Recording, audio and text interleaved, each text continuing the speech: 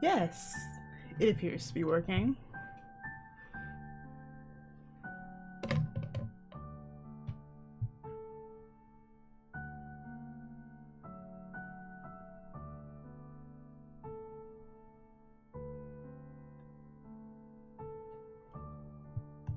God, it's Vriska time. I'm gonna wait a second because I absolutely am not legally allowed to start until Charisse is here.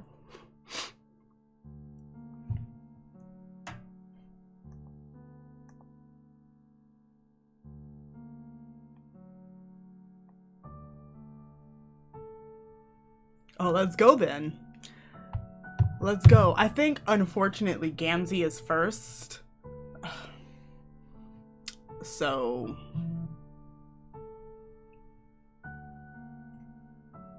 But look at this. So yeah, there's their routes. But like, there's this one that's called No Doubles. And then there's this one called Weenie. And like, I don't know why, but I have the strongest feeling they're both Vriska. Let's see.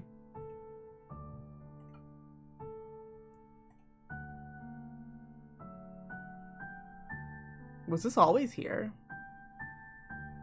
Was there always content warnings for each? Was this always here? Or did...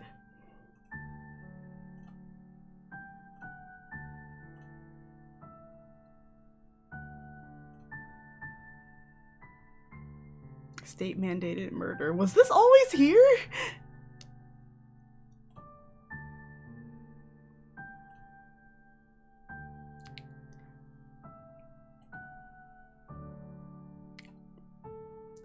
Look at all these warnings on Vriska's route, guys.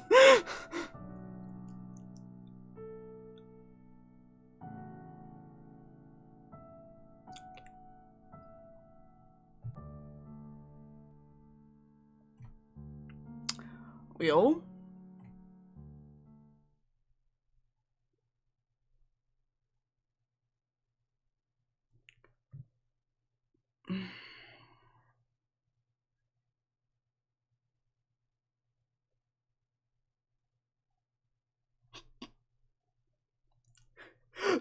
Wait, United States. Wait a minute. Which one said United States politics? Was that on? That wasn't.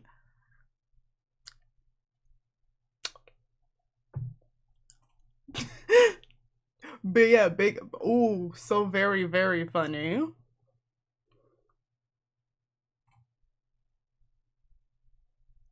All right, fucking cannons. How do they work?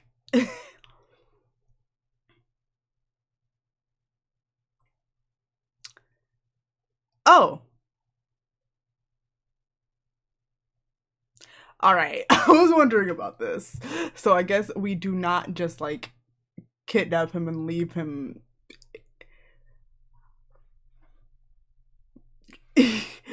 Why don't we just leave him at Dave's apartment though? Like, anyway, first things first, you deliver Karkat into the arms of a giant white crab, which strikes you as a totally normal and safe thing to do. I mean, true, but honestly, at this point, I think there's like, that's like better, that has to be better than living. Oh no, like.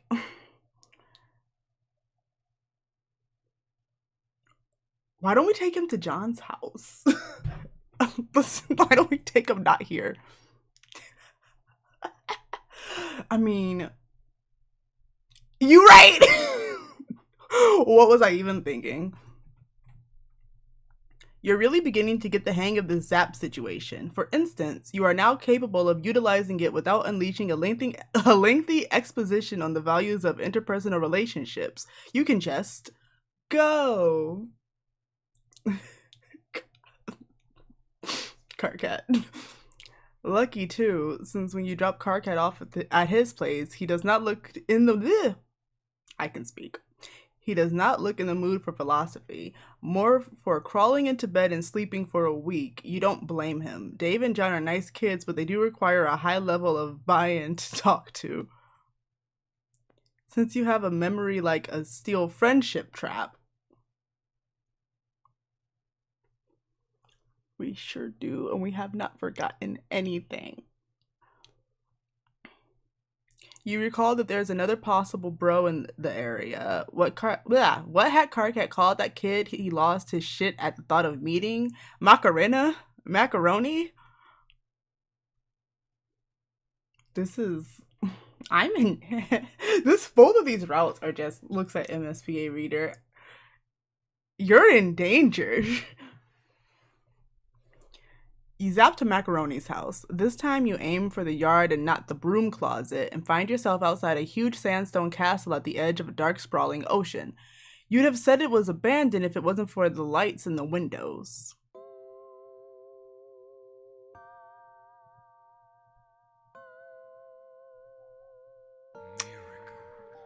Oh, I don't like that. Oh.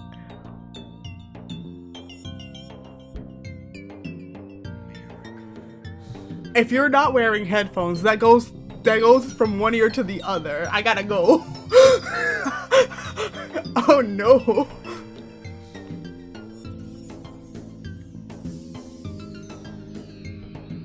Let me just turn this down to my ears a little bit.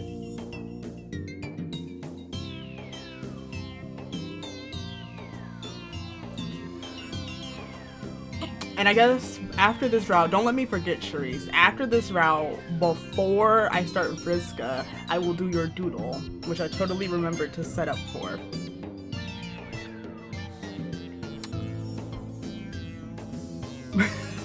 Yeah.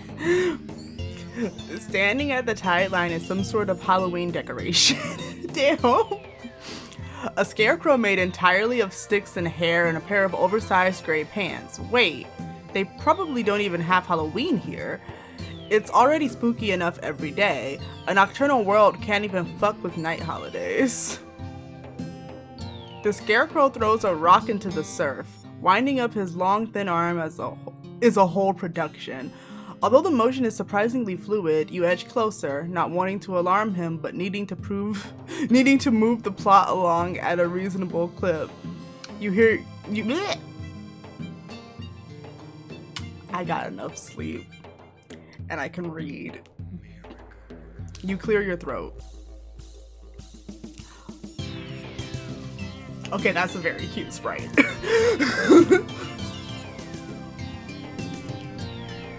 The boy scarecrow does the laziest double take you have ever seen. It's like he's on 1/2 speed. That is a very adorable sprite.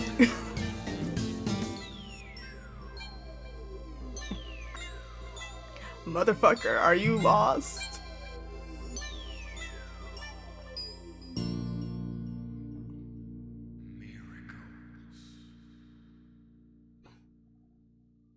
Asking the real questions.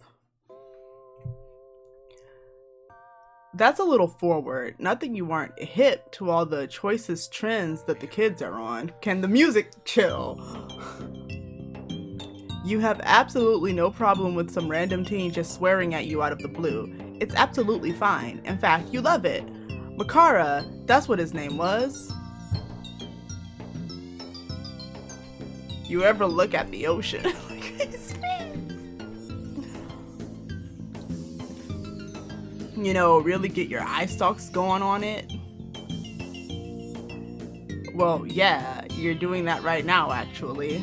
Since the ocean is right in front of you, and it's very hard not to see it at least out of the corner of your eye. Oh, dang. Felt for sure you were someone's little lost Lucis on account of you being white all over. Not my old goat for sure. Gamzee. That old bastard's never once showed his ugly skull to share a pie. The tide creeps up the beach and you take an automatic step back.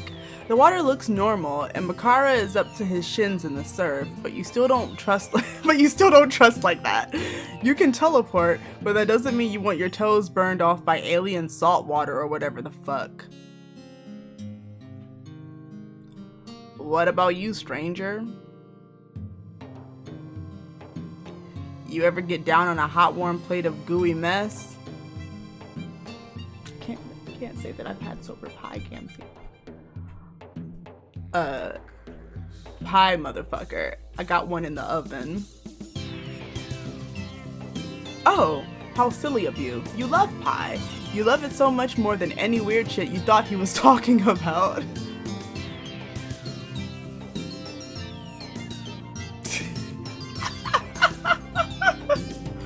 I mean, mood. He grins and oh god, horror opens up a pit in your stomach as his skin cracks. Before you realize that it's makeup. He's got face paint on, you guess, kind of like, yeah, you guess kind of like a clown thing going on. It tracks, the big pants, the crazy hair, etc. That's actually kind of fucking weird, but really not as weird as it should be. Like everything since you've begun this rollicking friendship romp, this new information feels like remembering rather than learning. Let's remember Clutch. Let's not remember Clutch. But right now, all you really care about learning or remembering is that sweet pie the kid mentioned. If we go to Clutch, we're going to die. It's just what I'm gonna say. Hell yeah. You got your pan all where it's supposed to be. In your sack. Gamzee. Come again? Gamzee. Bless you. My name, motherfucker. I don't trust like that.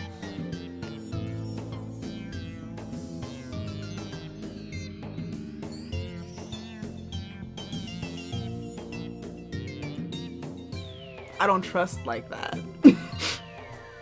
Okay, that's fine.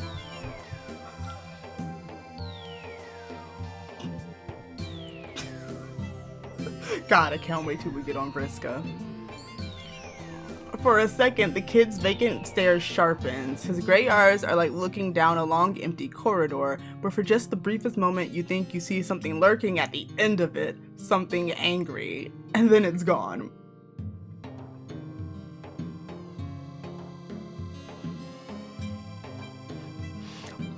MSPA reader, no. But I'm still, how much you want to bet the person that we heard him talking to when we were in the closet with Carcat was us? Like, watch. Gamzee brings you inside its hive, which is lopsided and shakes when the wind blows.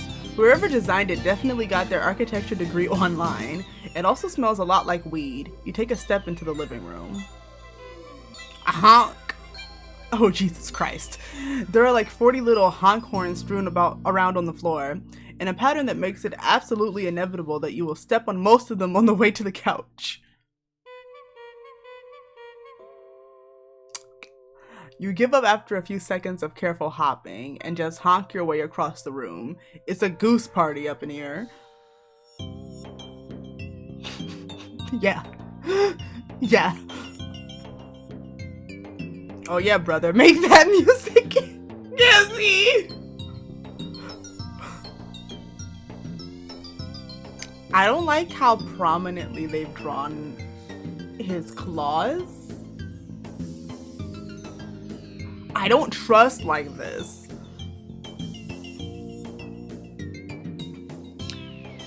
Sometimes it all just gets too much to contain. You know what I'm saying?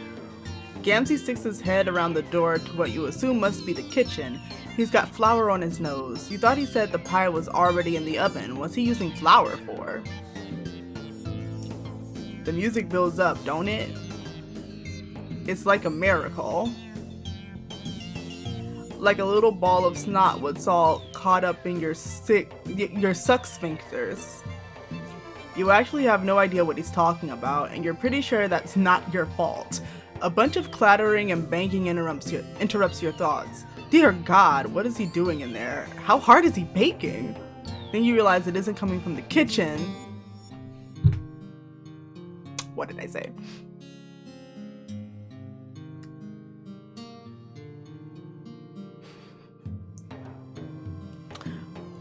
It's coming from a different door, a closet door. Please, I really don't want us to mention ICP to him. No. What even is that? Oh fuck. It's you and Carcat. You must have time traveled without even meaning to when you zapped here. Damn it. You thought you were getting the hang of this. How do you respond to this absolutely unforeseen turn of events? I mean, like, don't do anything and y'all will just leave. What are you talking about?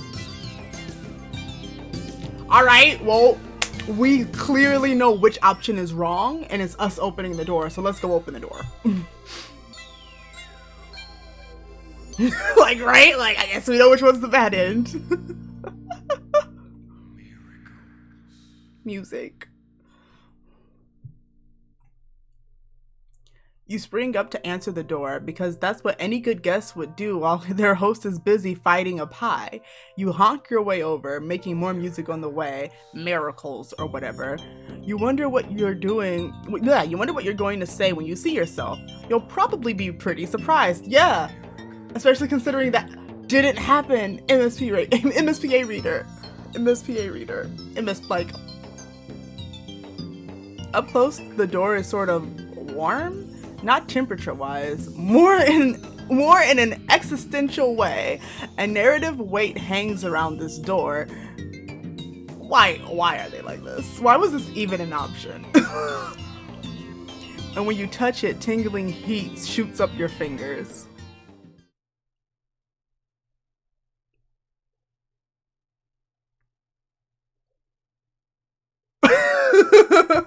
Oh. Don't like that. Yeah, correct. Man, this door is great. You don't want anything more than to open this door. Shit, you love this door. Just doors in general, actually. Fucking amazing. You love to open them and be in one place and then walk through them and be in another. You twist the handle. You are forcibly returned to the start screen.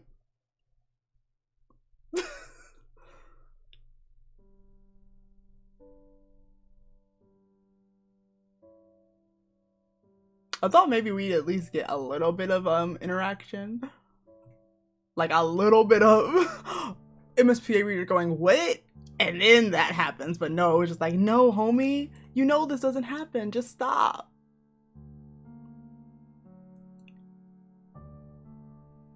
Explain your shenanigans.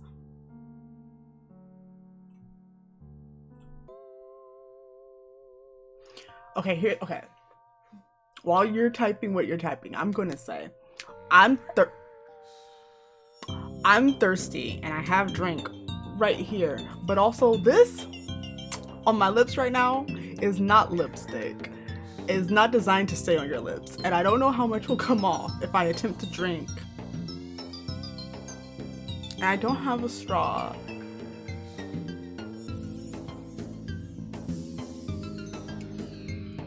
We're gonna risk it. I'm very thirsty.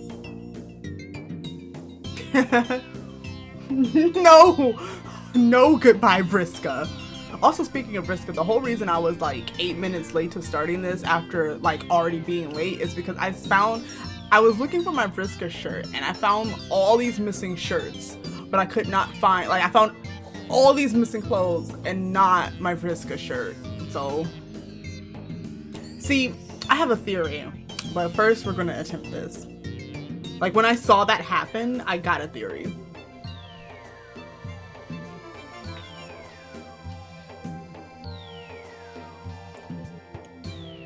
Well, if any came out off, I don't think you can actually see it in the video. Because I can't see it, at least. Let me check on my front camera. No, it's fine. We're fine. We're good. I can drink things. Okay.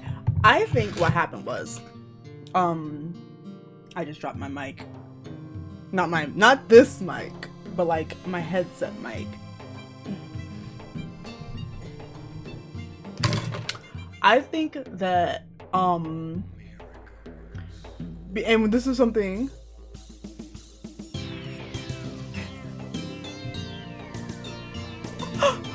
Why is the word thought automatically banned?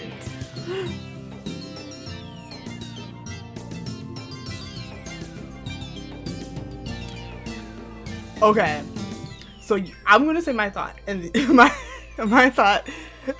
No, not even no, my thought, and then you tell me yours.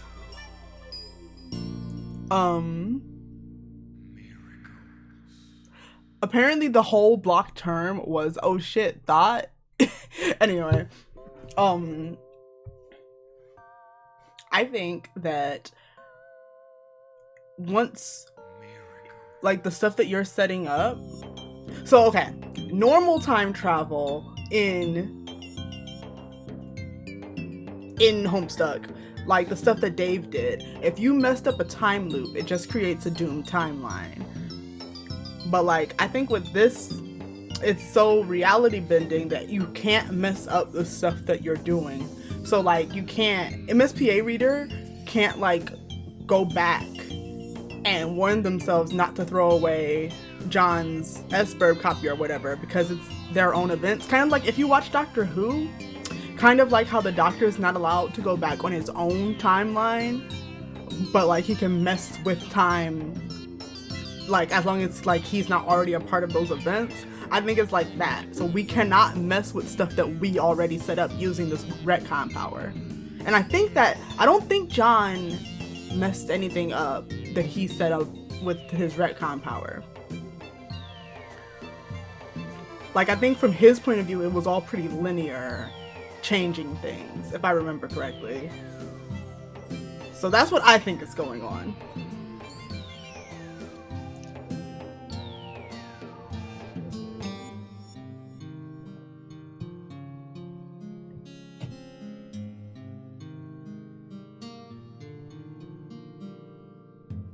And I'm going to continue because I want the Miracles music to stop playing in my ears. Let's let Gamzee open the door. But like, did he change it twice? Wait, he might have. Oh, am I remembering something?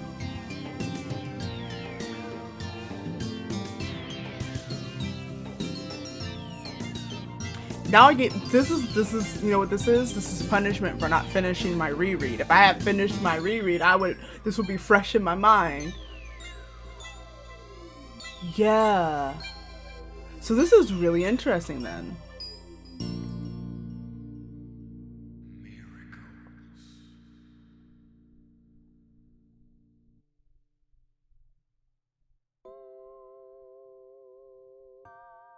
Maybe, okay. Okay, yes. I'll wait for your thought, because I just got another thought that might explain it.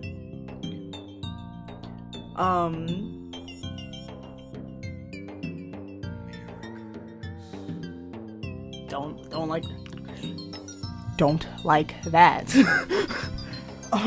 My thought was maybe I'm right, but like it depends on how. So like when he went back and pushed himself to stop him from talking to them, I think I remember that. Wasn't it like right after he talked to them in the first place? So maybe it depends on how much you've built up on that change you made.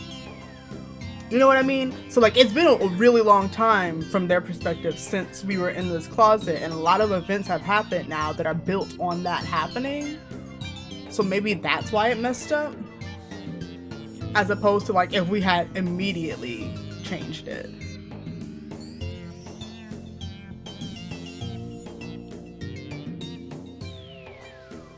But okay. Or maybe it's more like meta bullshit than that, and it has something to do with the format. Maybe it has something to do with the fact that this is a game. I wouldn't put that past them. So let's let Gamzee open the door, like a smart person. Figuring this is the best way to prevent a paradox, you wait until the racket gets loud enough to alert your host. This is still a very cute sprite.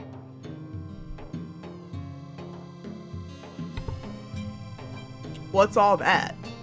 You shrug and open your eyes real wide to show just how innocent you are. This is a total mystery that absolutely needs solving. Oh hey, hold up my brother. I'm hearing something in the scrub cubby.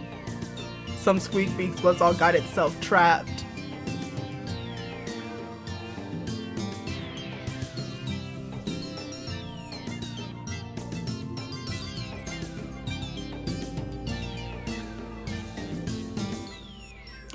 Don't you make that face at me.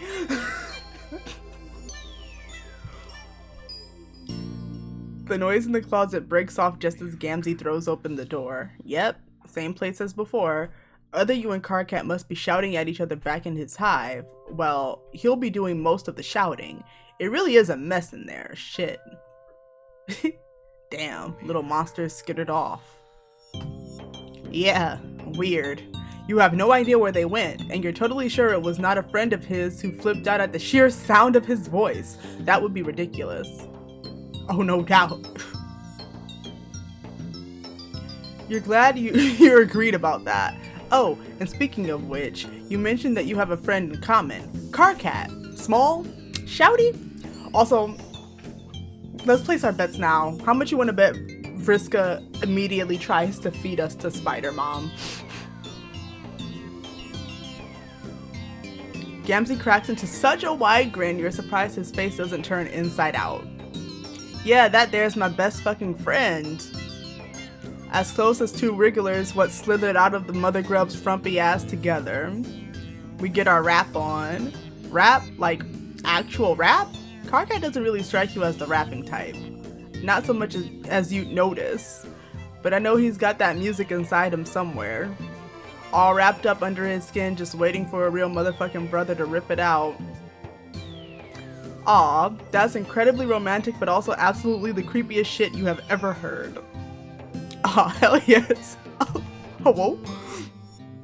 An ungodly amount of steam issues from the kitchen like someone baking in a cartoon. Whatever it is smells amazing. Sugary with just a hint of sharpness to it. Did Gamzee ever say what kind of pie he's making? Mood. Mood. Miracle pie, sister. Don't you make that face. Miracle pie. Right? Oh, nice. Miracle flavor. Sounds great and not at all like it might burn the roof of your mouth off. Imagine being MSP reader and seeing this. Gamzee emerges from the kitchen, the sweet smell getting stronger as he comes closer. He isn't carrying any plates or forks or whatever, so you guess you're just going to eat it with your hands? You look down at your grubby little paws. When was the last time you washed these silly things? You are disgusting. Yeah, I guess it's cute or whatever.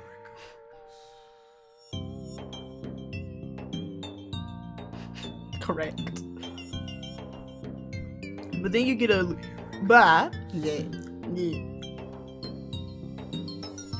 Also, I need you to know that my friend is deadass paying me $40 to read the epilogues and send it to him like audiobook style so that he doesn't have to read it himself. And I'm like, the emotional toll of reading this out loud.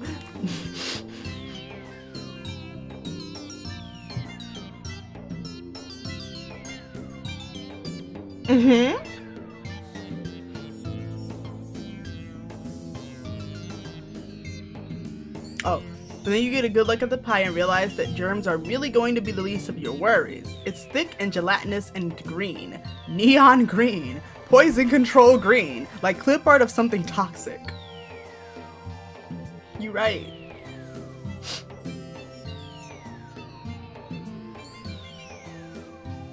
You right, but...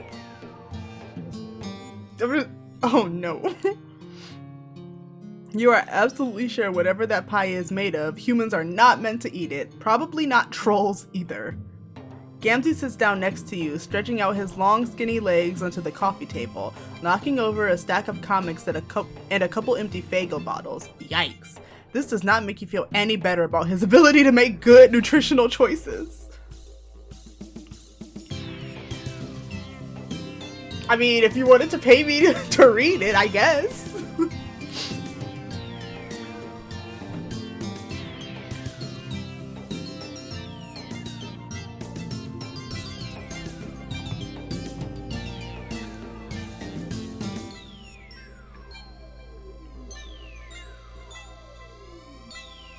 You ask Gamzee, as politely as you are able, what kind of pie it is.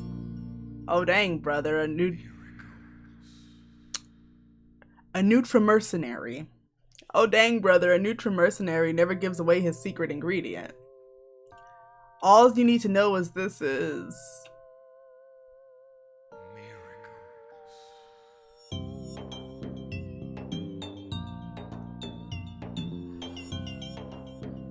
I don't trust what Charisse said, for obvious reasons, but also that's worrying me too. What did you just, what just hit you? What just hit you? What are you gonna pay me to read? We can just go back. Hold on, let's just go back. So here's the pie.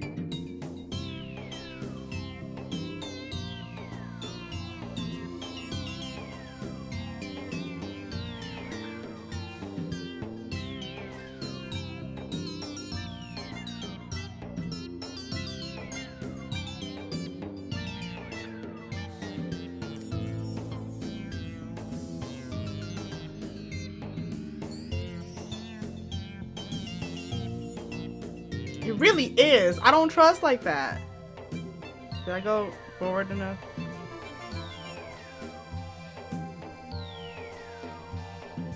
Don't like that. All you need to know is, wait, all you need to know is this is the good shit. Okay, that's a very good sprite. Look at that.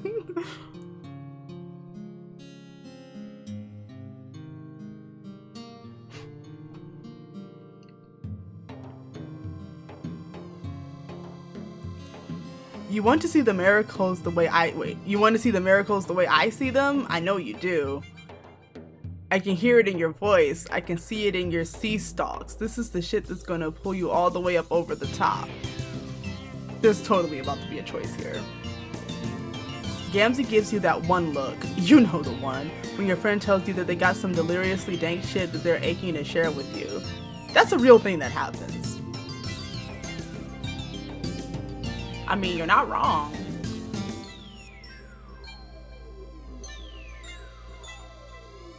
It is absolutely drugs. This is a drug pie. Correct. Dare.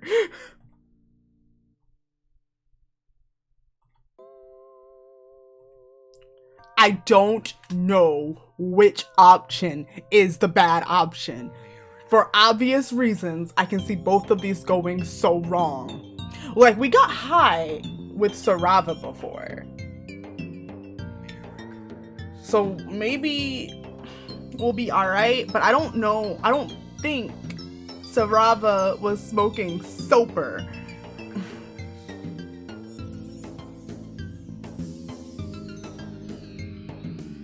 No, absolutely not. I'm talking about the drugs only. Don't get it twisted.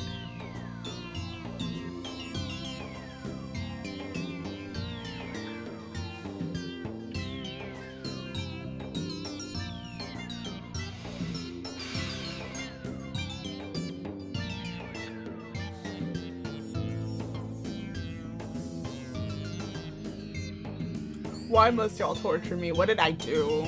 What did I do? Okay, we're gonna dare to resist and see what happens. No, actually, no. We're gonna eat. We're gonna... I don't know! I'm gonna flip a fucking coin. I think I have a coin near me. Maybe I do, so I won't have to get up.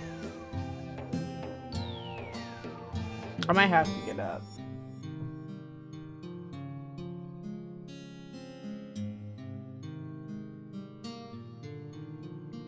Okay, I'll be like, right back, because I'm gonna get a coin to flip, because I do not know, or, but here's the thing, okay, there's two of you chatting, so y'all can vote, but if y'all vote for different options, then we're still stuck, and then I'll flip a coin, but y'all two vote. What do y'all want me to do? Or if anybody else wants to vote as well.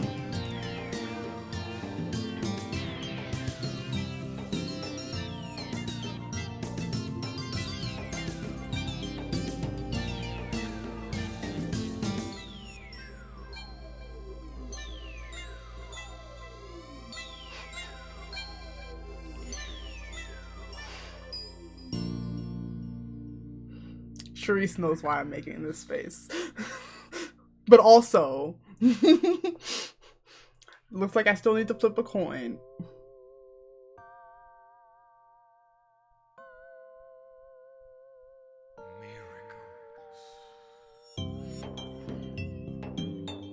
Perhaps we will talk about it.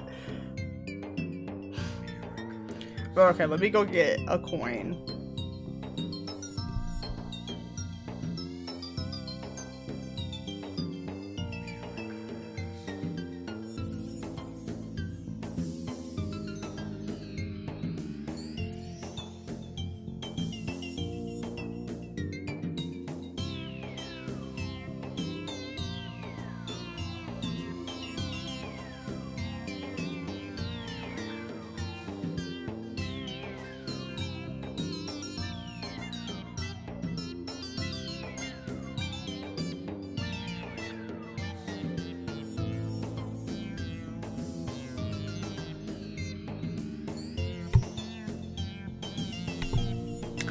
Found a nickel. Alright, heads we eat, tails we dare to resist.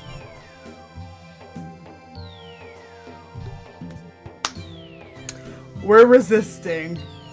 I mean,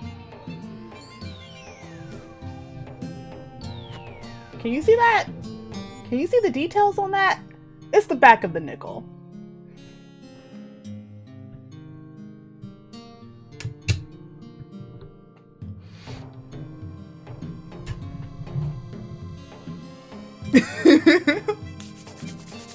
Let's find out.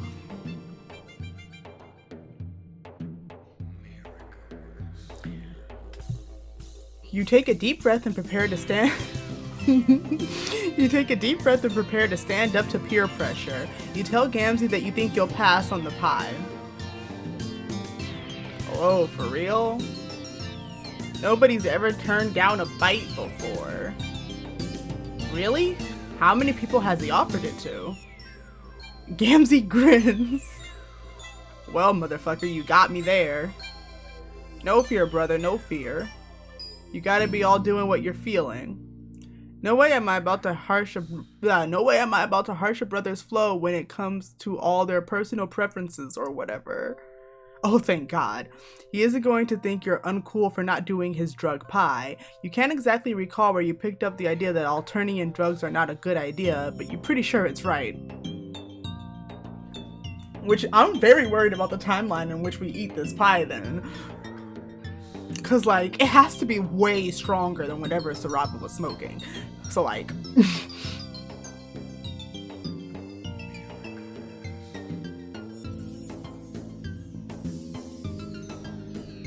we'll see.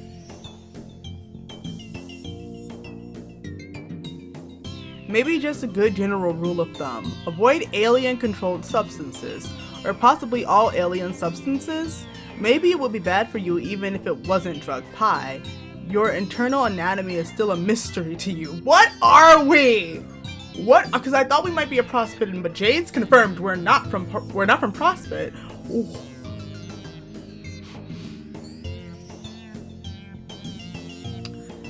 Actually, Gamzee is taking this so well you feel emboldened to go further. Push a little harder. Man, are you really getting brazen with this after-school special shit? Oh no, oh no, oh no, oh no, oh no, no, no, no, no, no, no, no, no, MSP reader, don't do it! I'd be very happy about that, actually. We were about to die. You were correct, I guess. But also, think about it, wait, MSPA reader seemed real eager to get away from Earth in Friend Sim, like with what little we got about their backstory. What if you're right? Because like, think about it, wouldn't you be eager to get away from Dirk Planet if you lived there?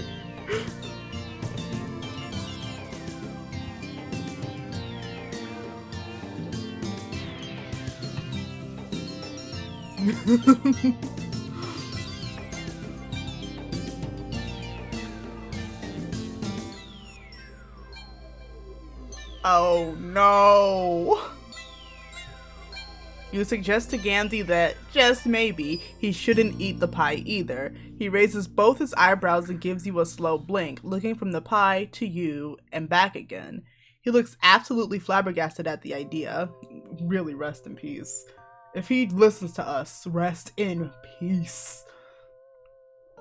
Because I'm remembering correctly, there was like a timeline.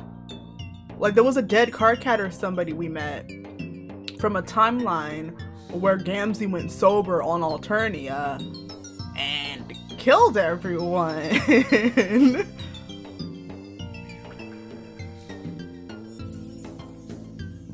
Hasn't anybody ever mentioned to him that he should be careful of what he eats? Not even Karkat? Karkat absolutely seems like the kind of guy to want to micromanage his friends' lives. Might have said a thing or two. Once or maybe 2 times. Does Gamzee ever think about following his good friend's advice? Do not.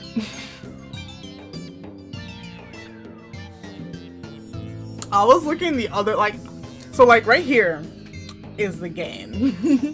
And then right here is is my TV, which I have connected to my computer. So this is where OBS is, so I can see the chat, but I can also see what my stream looks like.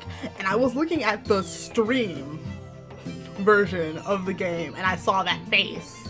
And then by the time I looked back to the actual game, the face was gone, and I don't trust like that.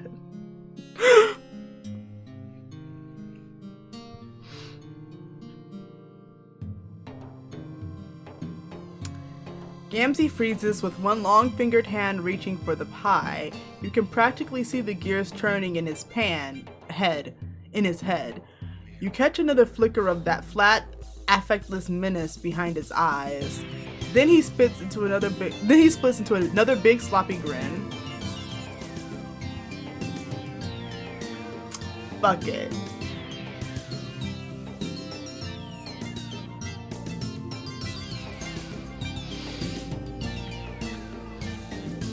Gamzee rises eerily to his feet like he's on marionette strings, almost without bending his knees. Picking up the pie, he shuffles across the rumpus block and opening the window. He makes and holds eye contact as he throws the pie out of the window. You shut up, Shuri. God, I can't wait to run Vriska's route. Okay. Yeah, I assumed so. I assumed he was looking dead at us and went. Well, that's one way to get rid of it. But what about the pie plate? More where that came from. That's what it feels like. Anything I want, I just enter into the computer and it appears outside the hive a couple hours later. Fucking miracles, man. Or maybe just same day delivery? Is there a troll Amazon? I mean, basically. Gamzee lets out a creaky laugh. It makes you a little nervous and you can't quite pinpoint why. The second we see, you know what's gonna happen is he's gonna say something.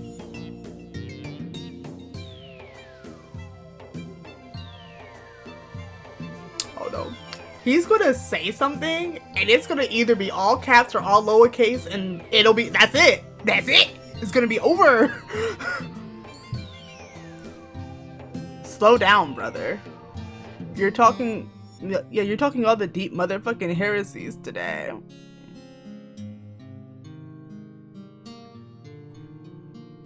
Turning down a perfectly good pie, what could have got us well and truly seeing the glories what's the Messiah's put up on this planet?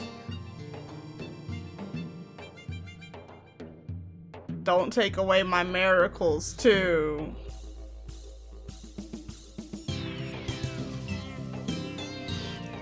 I'm in danger. I'm in danger.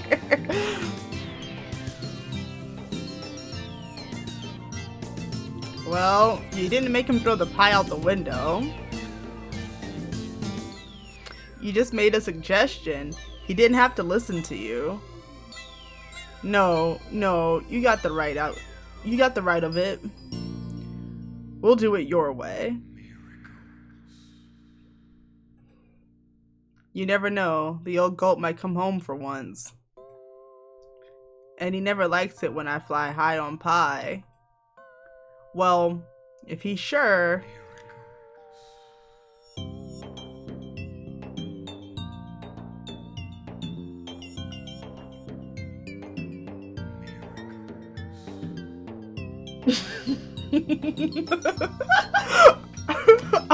R.I.P.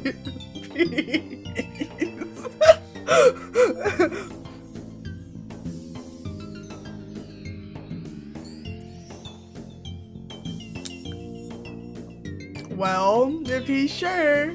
Gamzee looks at you from across the room, silhouetted against the window like a black spot on the moon, and you think you may have made a mistake. You aren't exactly sure why, just something in the back of your head is shouting at you. Maybe you'll check, just to be sure.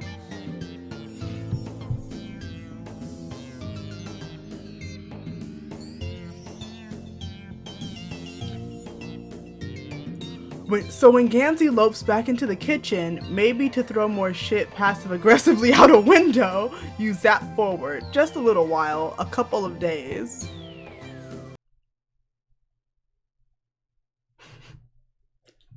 Correct. The house is quiet, but everything looks mostly the same. When you listen though, you hear a steady thump, thump, thump. If you didn't know better, you might say it was someone banging something against drywall, for instance, their head. The sound rattles through the stone of the hive and builds along the scaffolding of your body.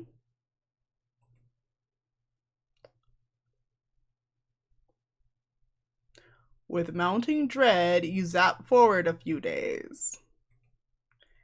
The hive is a wreck. It wasn't exactly a showroom before, but now there are 3 times as many honk horns and Faygo bottles overflow off the table. The couch bleeds stuffing from 3 long gouges. The TV is shattered. You're so enjoying this, aren't you, Charisse? And every mirror in the house is broken. Every shiny surface smashed past recognition. It's like someone didn't want to see themselves. Gamzee? Oh God, what happened?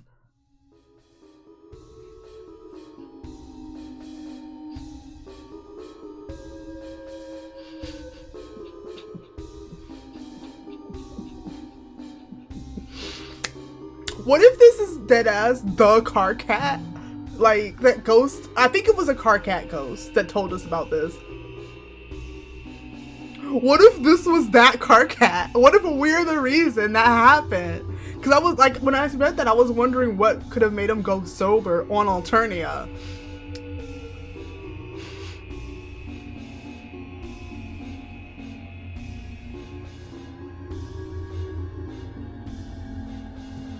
You zap to Carcat's hive. He knows Gamzee. He'll be able to tell you, oh God. Red. Red everywhere. It's on Carcat's bedroom walls, the floor, even arching up to the ceiling. Carcat's red blood. You'd never gotten a chance to talk to him about it. Your stomach curls in on itself and you fall forward onto your knees, retching onto the carpet. You haven't had any of the pie, so nothing comes up.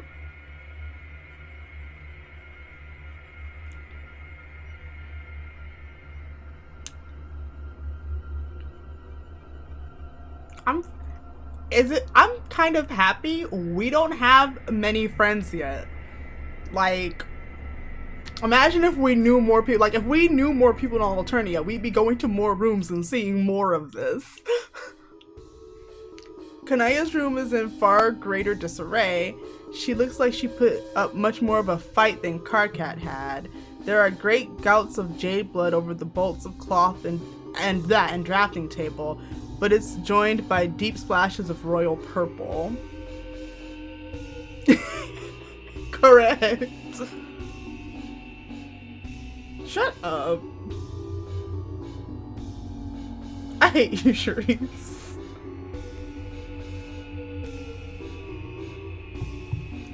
Kanaya's husk top glows sickly into the dim room. A smiley face with a round clown nose has been painted in blood on the screen. Beneath it, an instant message flashes. Fussy Fangs, what the fuck? You can't ignore me forever, Miriam. I doubt you can even do it for one night.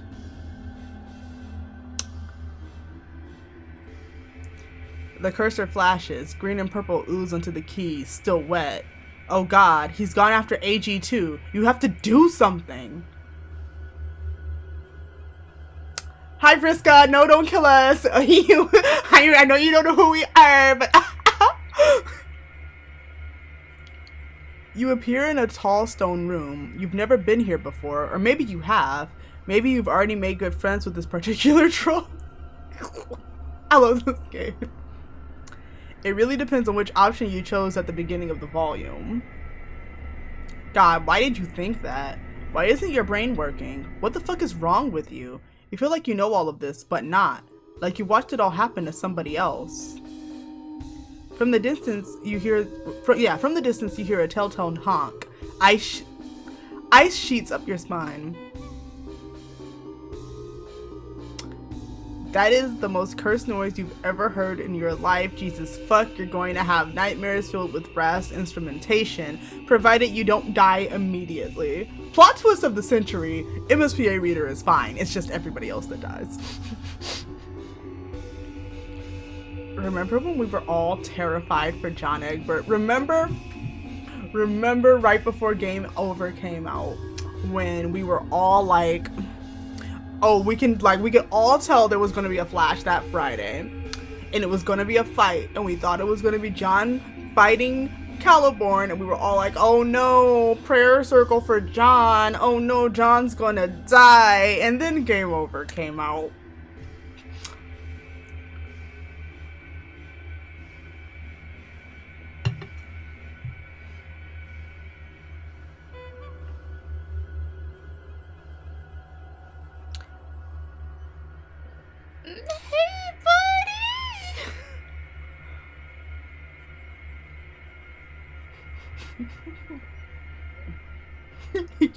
You're right about Game Over.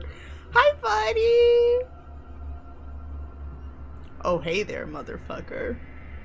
You're late. Oh, hey, Gamzee. You sure look totally fucked up.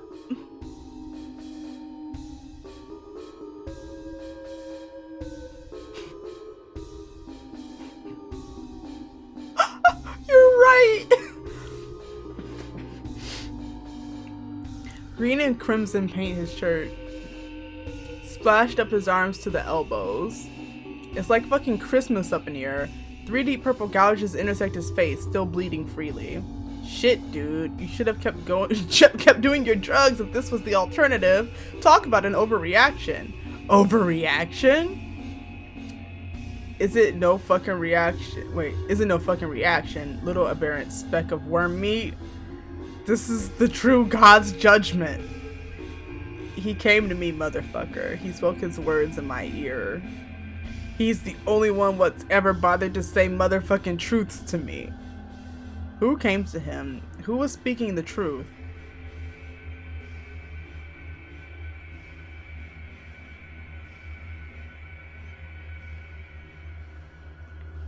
I don't trust like this because I feel like exactly.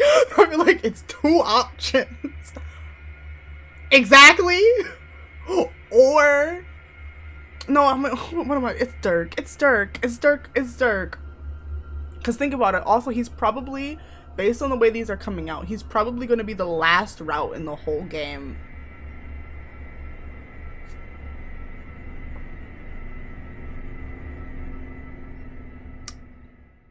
It's Dirk. Don't worry, you'll meet him soon. Honk. Honk.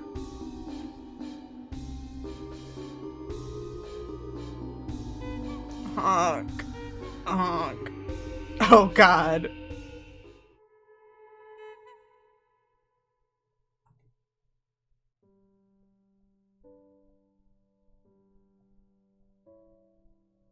Alright, let's do some drugs.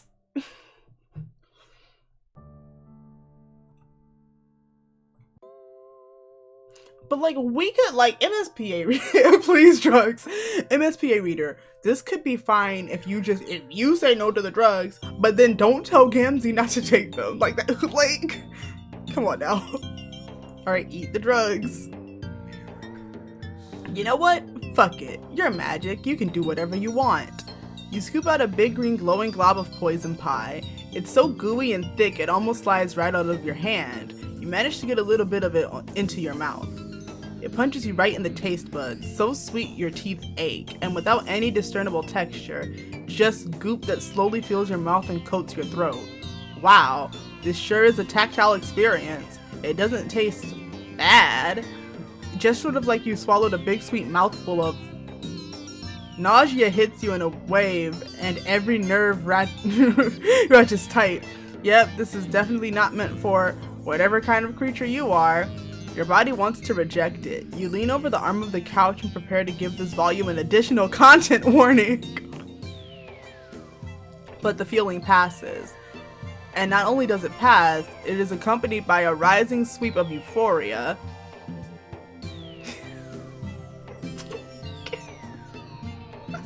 Shh. It shivers up from your stomach and into your brainstem. You let out an unintentional sigh of happiness and settle back down onto the couch. MSPA reader gets addicted to sober. Wow, you feel so great right now. Holy shit, drugs are awesome. You want to do them all the time. No wonder Gamzee was so intent on getting this pie finished. If you were him and you knew the secret to the wonders of the universe, you wouldn't eat anything else ever. A long finger taps you on the shoulder. More, motherfucker? He offers you the pie plate and you eagerly dig your fingers in. It's getting all over the couch and your face, but you don't care. You just want more of that perfect, contented feeling. Gamzee watches you with dreamy approval. Why are we... Okay. Somehow the two of you end up in the supply closet, and you aren't really sure why? It just felt like a good idea to go in there, possibly to investigate whatever it was that was making a bunch of silly noise just a few minutes ago. Oh, you know what it was. It was you. You and Carcat. You guys came to visit Gamzee one time, but Carcat wussed out. You'll try harder next time. Haha, good try, motherfucker. You're not pulling my stem that easy. My numbly little brother hasn't been anywhere near my motherfucking hive. I've tried to get him over here again and again, you know? But he's got all this hate on for face-to-face hangouts. Not like you. You got your motherfucking pan blown right the fuck open. You're like me, my sister. You're wide open to the motherfucking miracles. You tell Gamzee that he's totally right. You are so ready and open to whatever miracle comes along. But no, seriously, if you wanted to, the two of you could go visit Carcat right now. He's probably sleeping off his trip to an alien planet, but you could wait or just zap forward in time a little bit. That's the thing you can do. Oh, for real?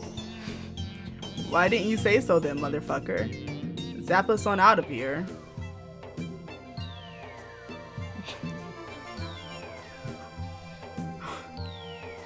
Sure, right away. Anything you want, best friend. Gamzee gives you another of those wide, messy grins, like he can't contain his joy at the thought of being someone's best friend. You totally sympathized. Oh, we know all about that friendship. You can't actually remember how to use your magic powers right now. You think it's possible you're a little too high. You don't even remember how you came to be lying on this filthy closet floor looking up at the filthy closet ceiling. Shouldn't you try to keep the place...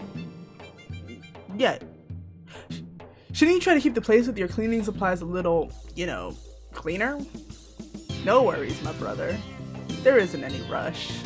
I got my certainty on that one day we're all going to get together on one big horn pile.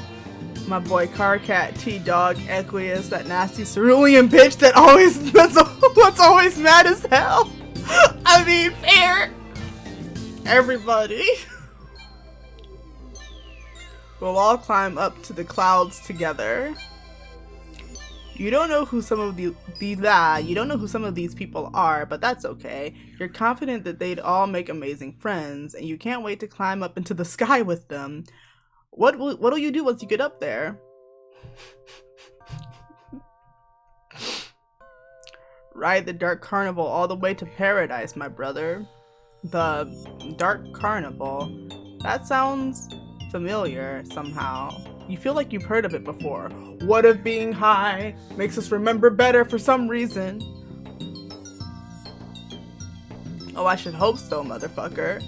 Anybody what's got any kind of head for religious dogma at all has heard of this shit. I knew you were a real one.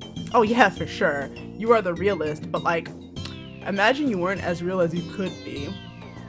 What would you tell some dumb asshole who had no idea what Gamzee was talking about? The Dark Carnival where the path leads to my brother.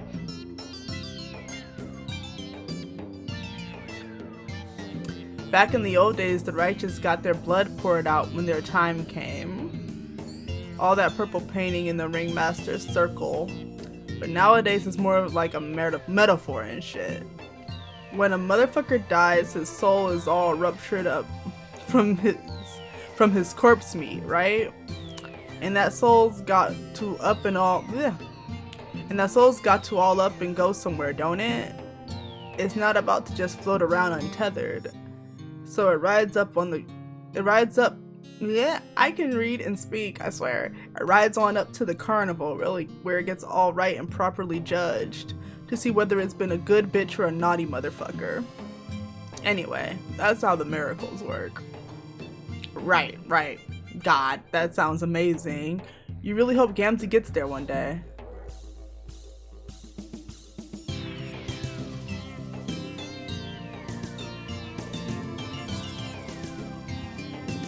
Huh, you are right. Yeah, whoa.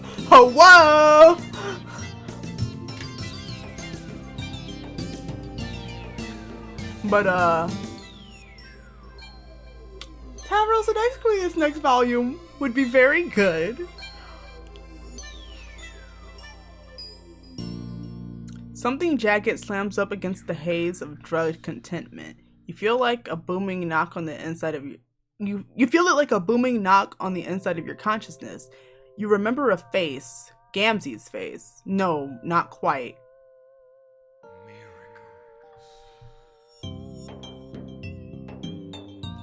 It's a face with makeup, but it's younger, kinder, more vulnerable. You remember this. This is a friend. You remember you had friends. You remember a clown.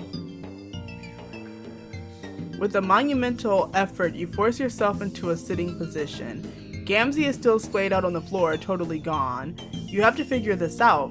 For a split second, you had it. You shake your head, trying to clear it. You stagger up. Gamzee makes a sleepy noise and rolls onto his side. What's with the frowny face, Gamzee? You stagger back into the living room, feeling your way across the wall until you find an ablution trap. You locate the sink and splash some water on your face, trying to focus enough to concentrate, but not enough to lose this thread. Somehow, you know that if you become too aware of yourself, you're going to completely forget everything again. It's almost like someone wants you to forget all of your friends and your past adventures.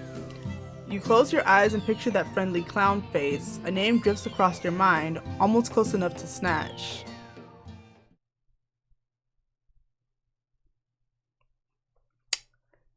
Zap. Hello?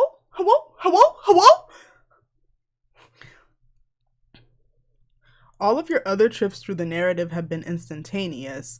One second you're in a place, and the next you're in another. This time, the air feels warm and gelatinous, like trying to run while waist deep in water.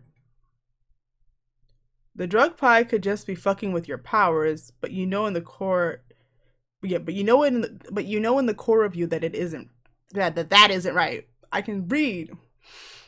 Shush. I mean, I was thinking that too, but shush. Dramatic bitch. God.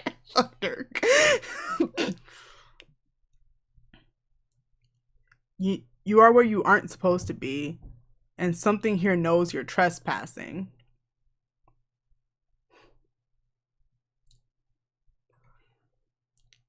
Something here is awake and it sees you. Shut up!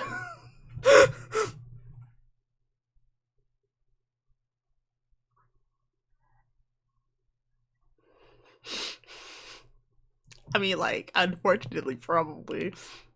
Your body goes through a series of shivers, not unlike when you first tasted the pie. Some distant layer of you knows that's whatever you are experiencing is wrong and not meant to be seen by anyone, as if somehow you've gotten a glimpse into the subatomic level. Your vision stretches out in a long, empty corridor, and at the other end is, who's out here T-posing for dominance? Whoa. You slingshot back to Gamzee's hive, hitting the floor with what feels like every inch of your body. God, how can you follow your ass and your head at the same time? How is that legal? Okay, let me... Alright. Alright. We're gonna look at this again, I guess.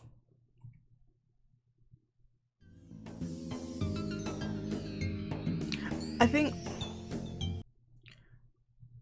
Somebody quick, get ready to screenshot. We're gonna do it one more time. I think it just glitches out.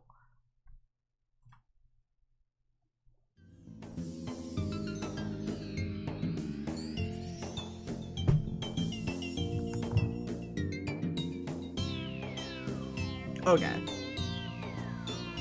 Even worse, you appear to have sobered up much faster than you have any right to. The high is broken like a fever and you're sweating through your trendy collared shirt. You turn. Gamzee has somehow moved himself to the couch where you were doing whatever it was, trying to throw yourself into part of the narrative you don't have permissions to see. He looks significantly less stoned than before, too. Where'd you go at, motherfucker? Oh, you just tried to pop in to visit someone you thought you'd remembered from your past, and it went wrong. Somehow you're just getting the image of a T-posing figure, which is absolutely absurd. Damn. That's some deep nonsense right there. Some righteous fucking noise. Yeah, you guess so. Probably just the drugs, though. Gamzee looks at you through slitted, hazy eyes, and you realize that trying to explain anything to him when he's in this state isn't going to do any good. Just a fever dream. And that's probably exactly what it was. Shit, maybe this is what kids refer to as a bad trip. Is this what Gamzee does? Just sits in his hive all the time and gets high? Well, that's a perfectly respectable way to deal with a hell place like Alternia, but God, it makes you sad. All these kids you met so far make you so incredibly sad. There, now you went and bummed yourself out. You're exhausted. You really aren't above doing the least amount of work for the highest possible reward here. You shrug and tell him that probably what you experienced was a miracle. Gamzee's beatific smile makes it all better.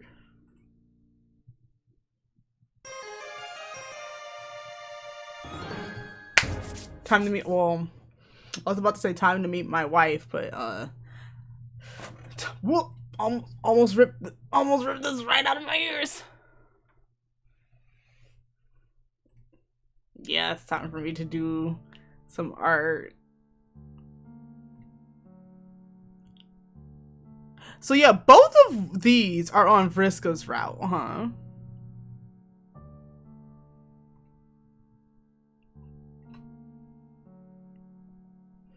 Alright, let me, don't mind me. We just gonna... Here's what I'll do to make, actually, we'll listen to the Gamzee music while I do this. But look, I mute it real quick. And that's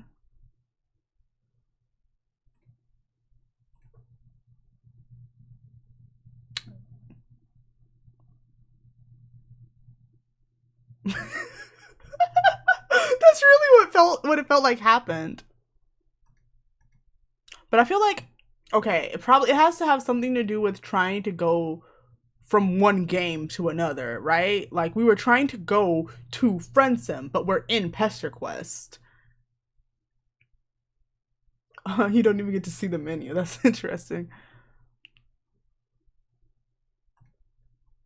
Oh, we can listen to this.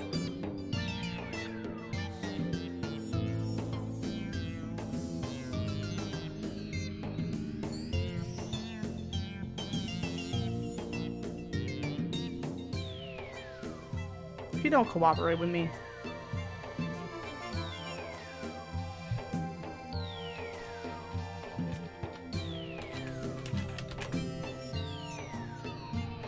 All right.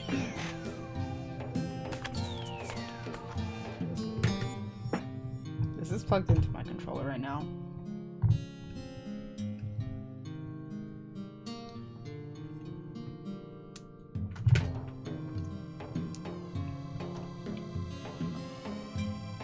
Everybody here is caught up in Homestuck 2, right? It's so crucial because I just got an idea.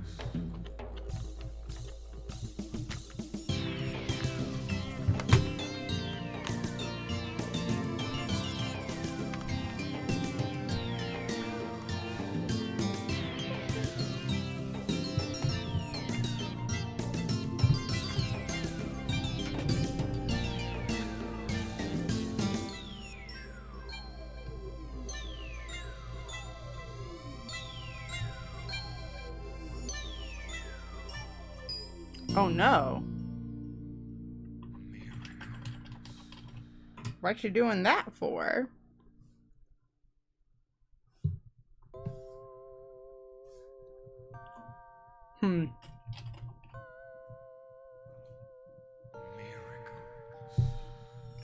What's the sensitivity? That was the wrong. That wasn't how you fix this.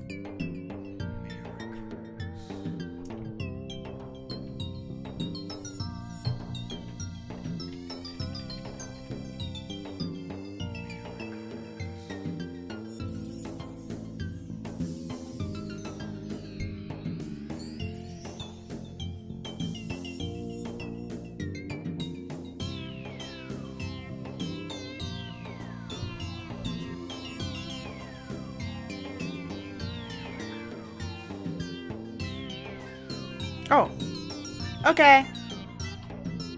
I didn't do anything, but apparently it fixed it. I literally just opened the preferences window, but apparently that fixed it.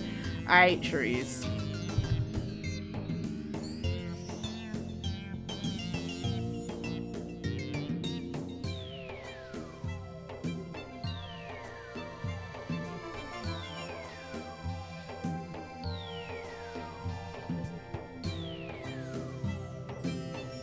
What color is he? Something like this? We're gonna do this in something like that. But like, okay. I need to say the theory I thought of. So, when we, MSPA reader, stuck our hands in the house juju, it was like on some random corridor in some random place. What if that was Dirk's ship? Because he does just have like a bunch of random stuff from all over the plot. What if he has the house juju? Hi, Star Fox. I'm just doing my my friend's sub doodle because they subbed to me. They asked for a Homestuck related doodle, and we're playing the Homestuck game today. I just need to scroll and find the reference picture. Oh, so you saw things get wild, huh?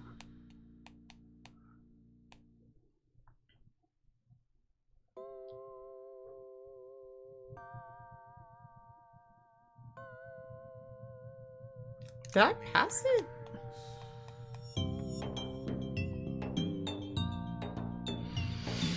Okay, don't you smile at me like that. Yeah, that's a good size. Honestly, that's a good line. That wasn't supposed to be a good line for the drawing, but you know what? I'll give him a no. I lied. I was gonna give him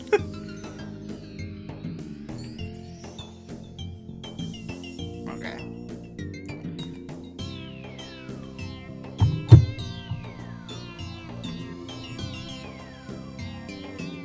I can draw.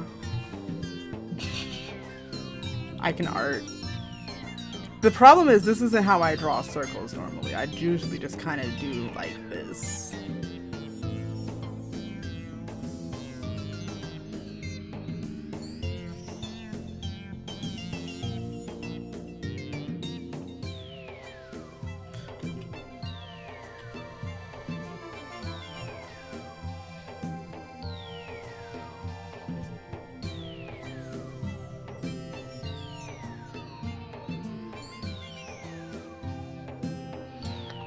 I don't like that eye.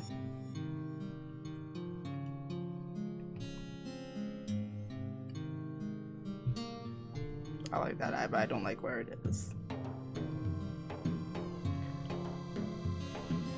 I'm going to use the game as reference.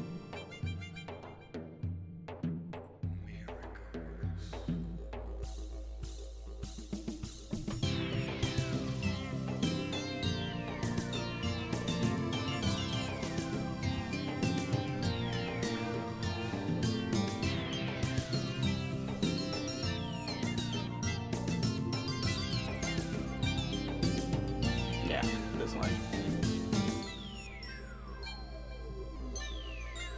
Put that like there, so I can still see the chat.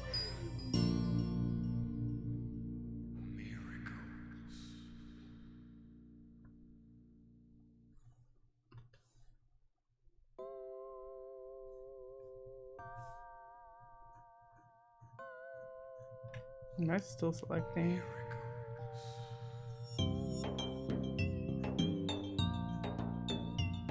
I forget if his teeth like show, you know, like how Karkat's teeth do. I forget if Gamzee's teeth do this, but they do now.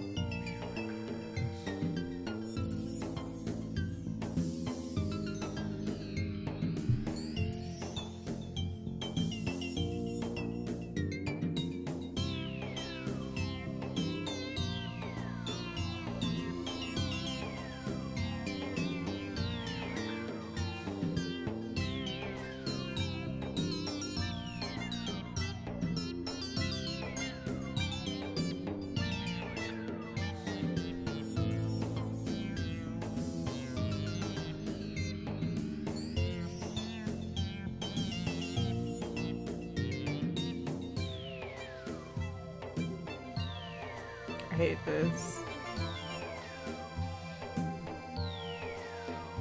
I hate this.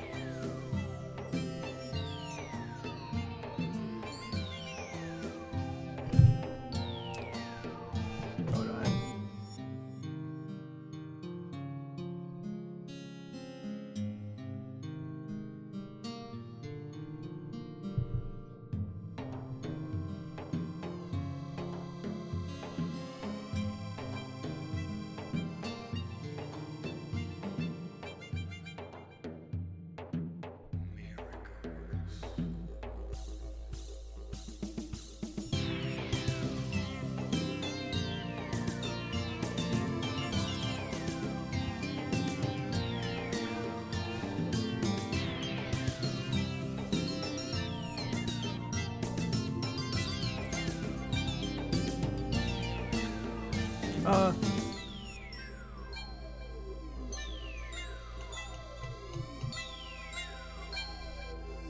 I was scrolling through the Gamzee sprites and the almost sober one kept showing up. Don't like that.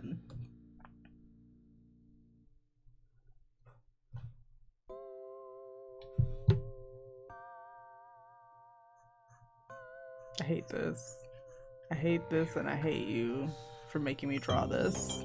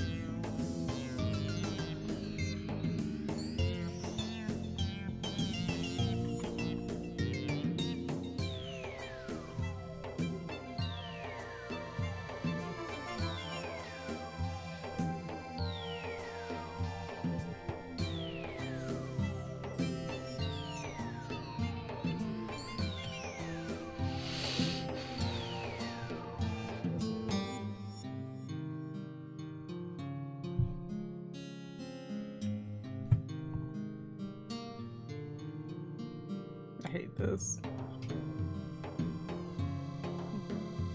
This is bad and you should feel bad.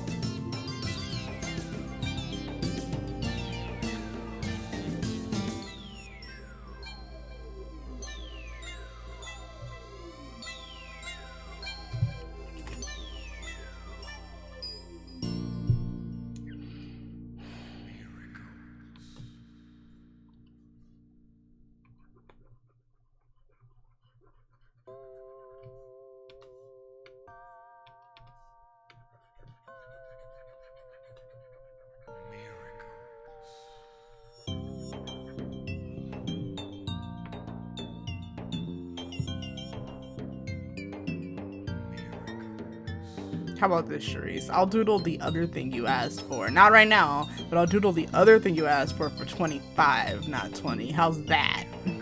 I hate you, by the way. If you could... Hey, Charisse?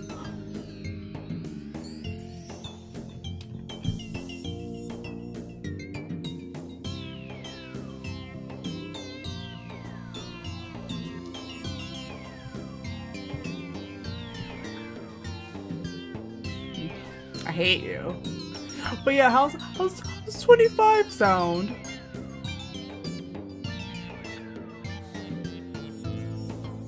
For the other thing you want me to doodle.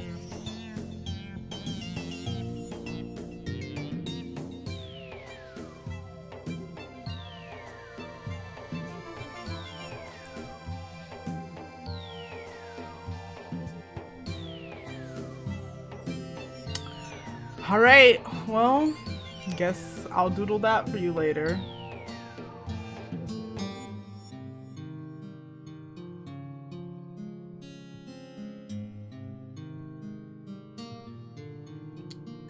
If anybody's wondering, it's the most awful request I've ever heard, which is, it's a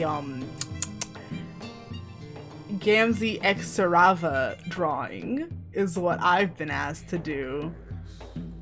For, I guess now we've settled on $25. So that's the thing I'm going to draw and put into the world.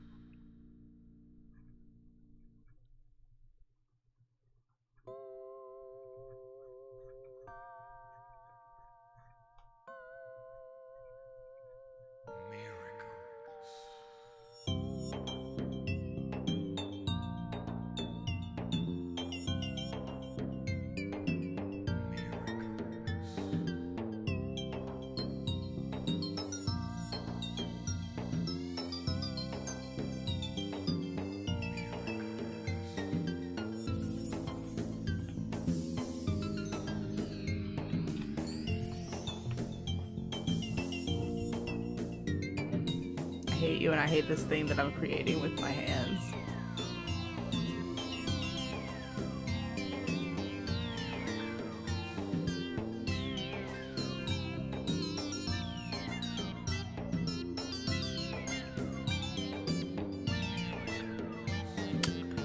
You're welcome, I guess.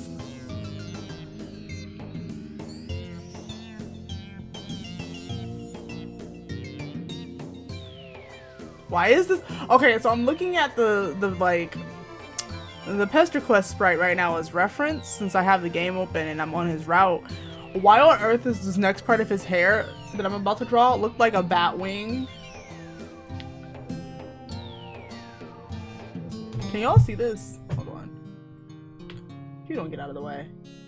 Yeah, you can see where I'm drawing.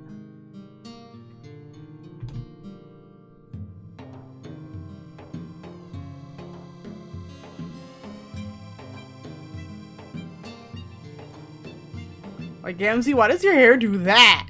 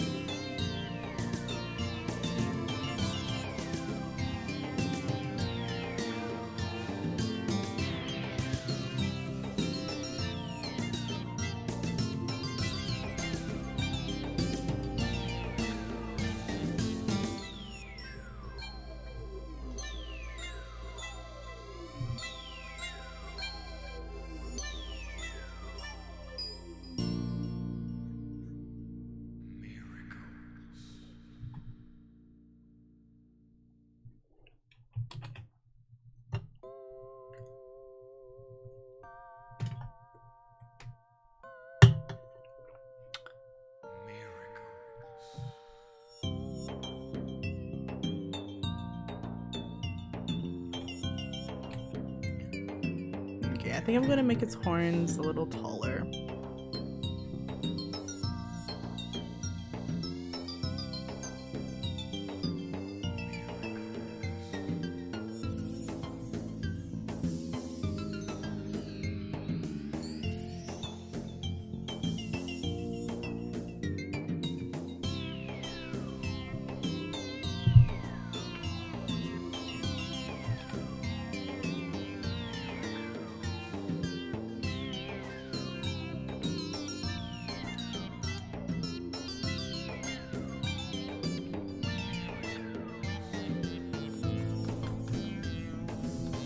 Oh, I forgot the horns are on this layer.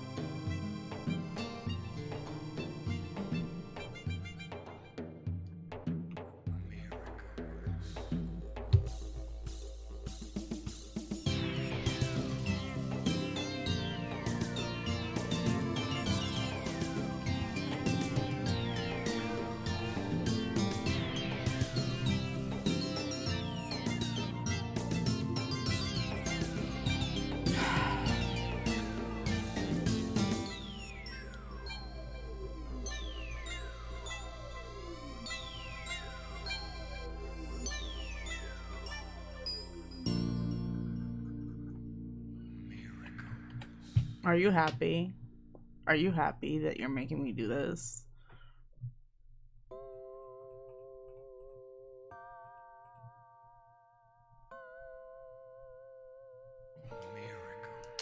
Good, I guess.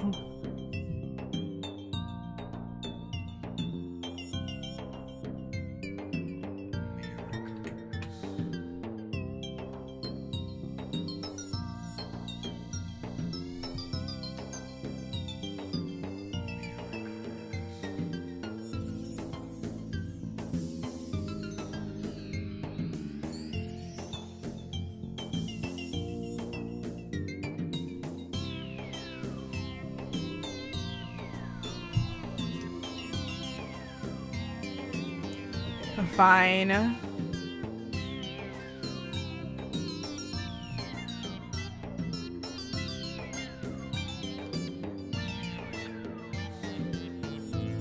I'll tag you in it when I post it.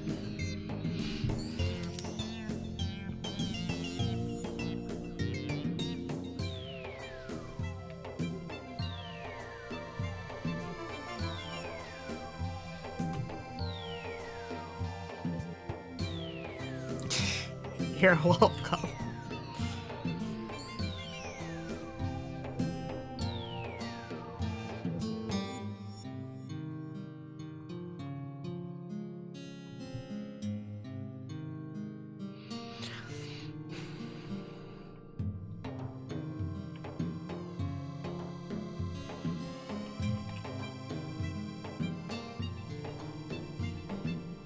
Must I draw the manger? I'm drawing the halo, but must I draw the manger?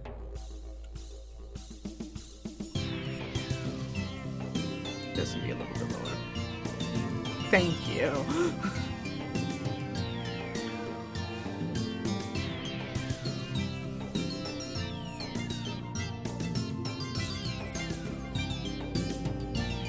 Let's see, probably like this tall. This wide. We'll see.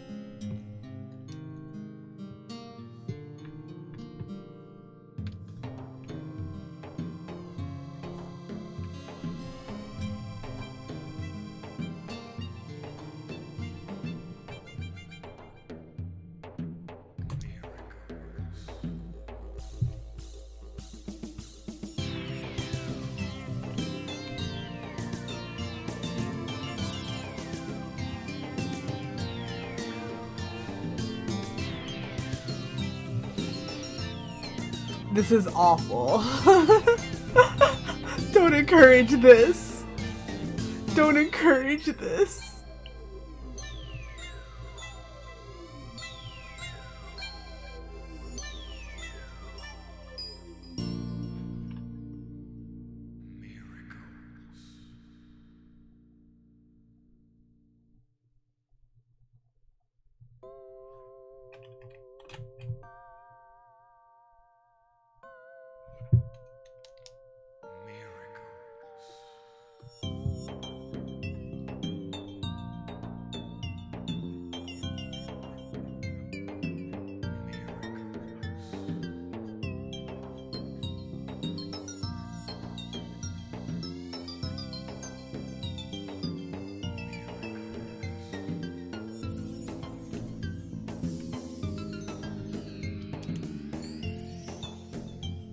Oh, Jojo, were you here when I said what the other thing Charisse wants me to draw for money is?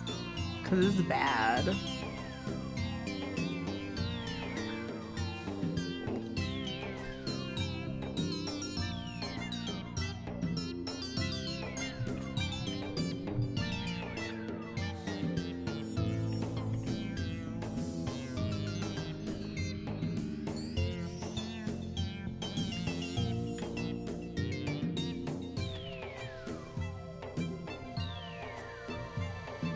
Don't smile at me.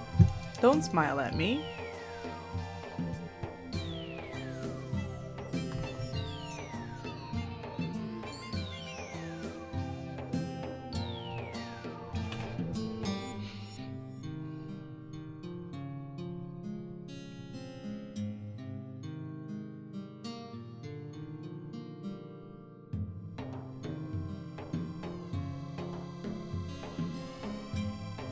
Here's what I'm gonna do.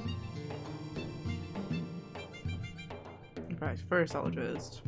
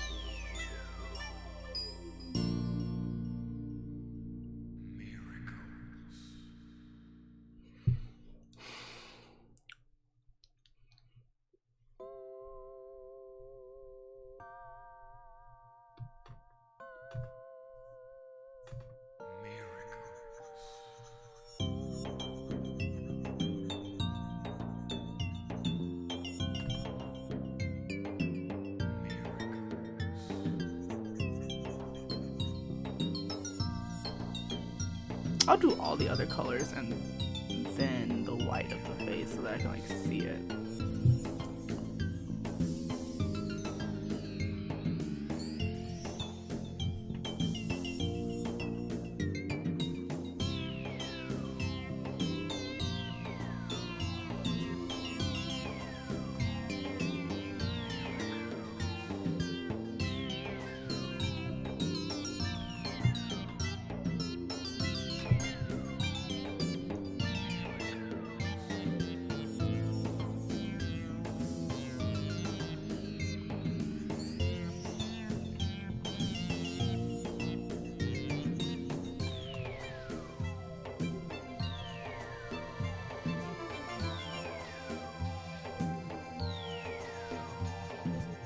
Is this the right purple? Who knows? It's the purple I'm gonna use.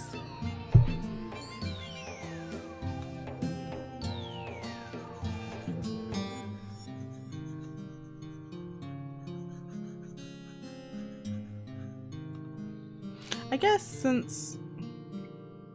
yeah, this whole part here is gonna be white. We can go over this line.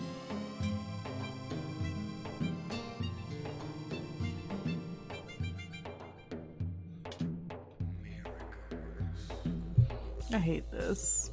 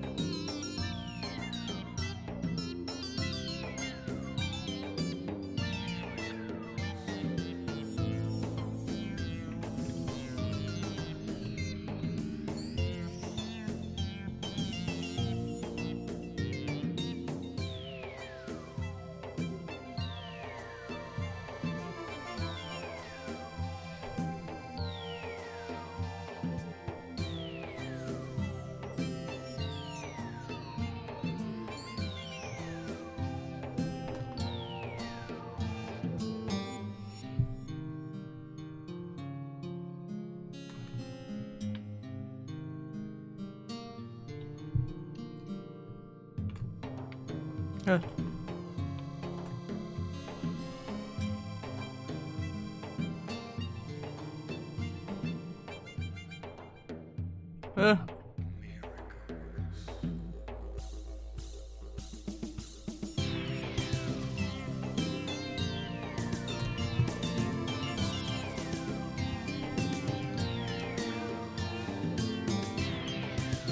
I hate this. I hate that I decided to just have this play over and over in the background.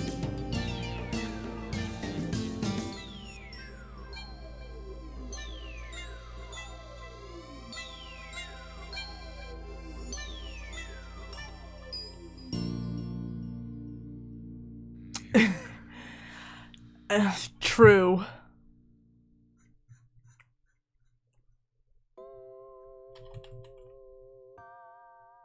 I could skip ahead to the evil Gamzee music.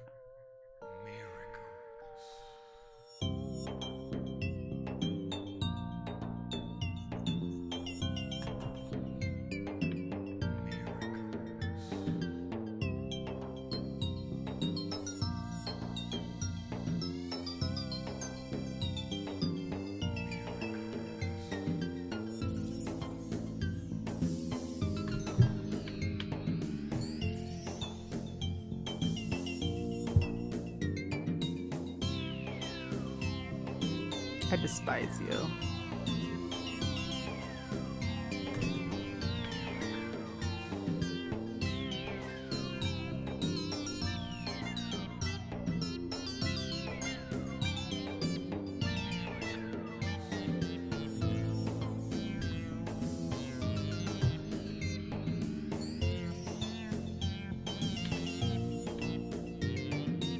Whoa, you're gonna fix that up.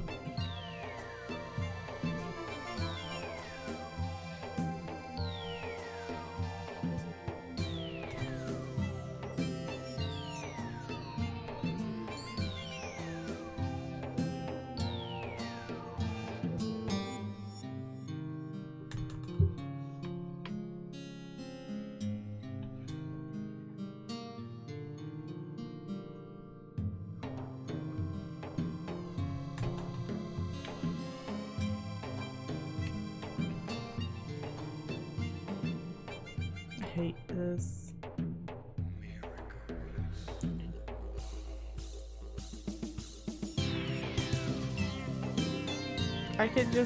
We could be talking to Vriska right now. Wouldn't you much rather talk to Vriska?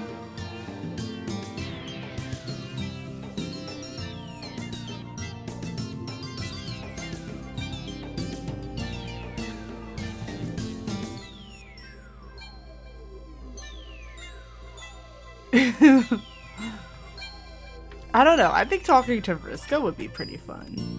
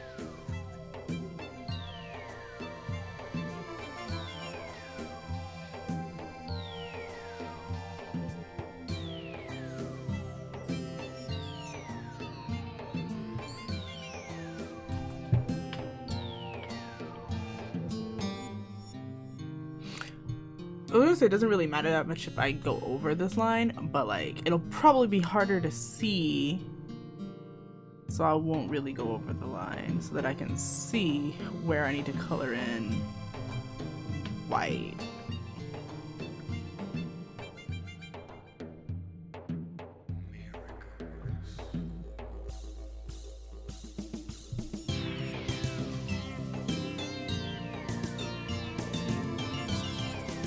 Am I on the wrong? How long have I been on the, guys? How long have I been on the wrong layer? I mean, I don't care. Oh, this is, oh, F. It's just is like this now.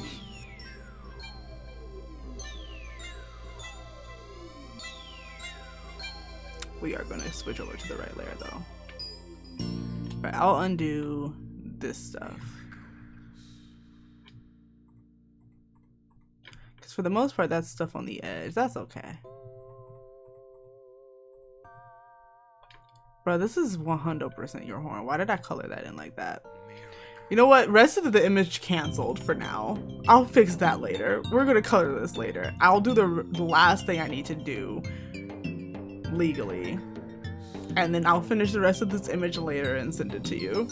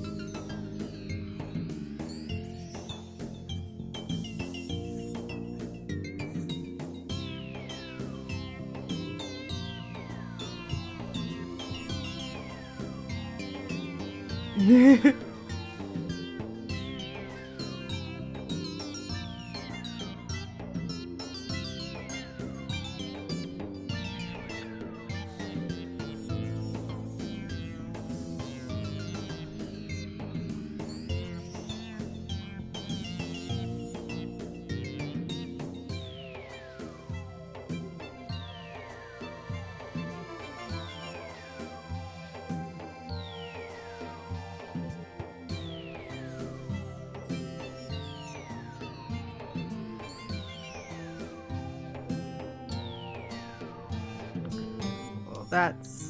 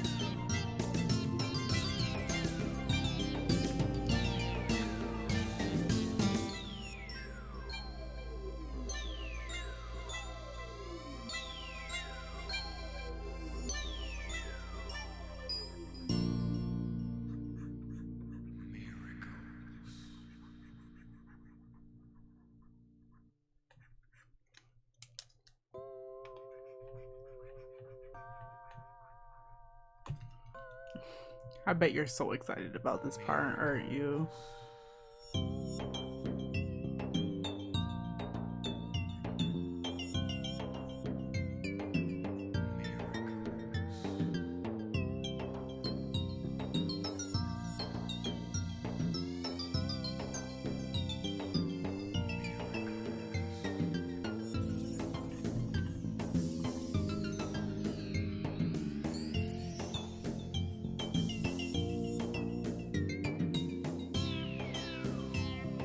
I don't know how to do this.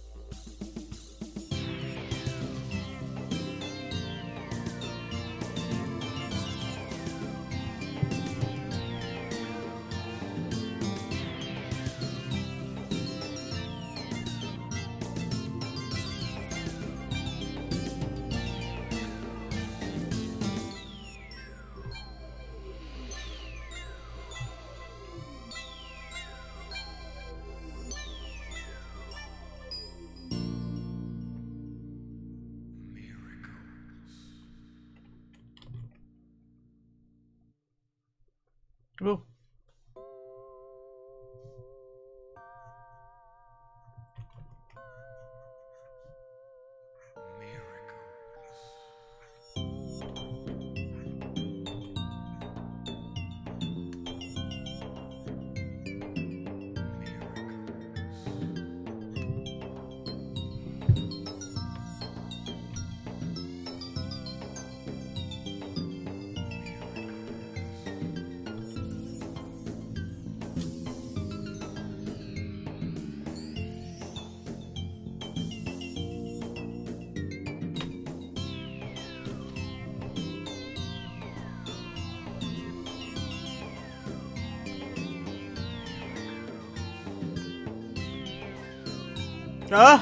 That was not the correct button.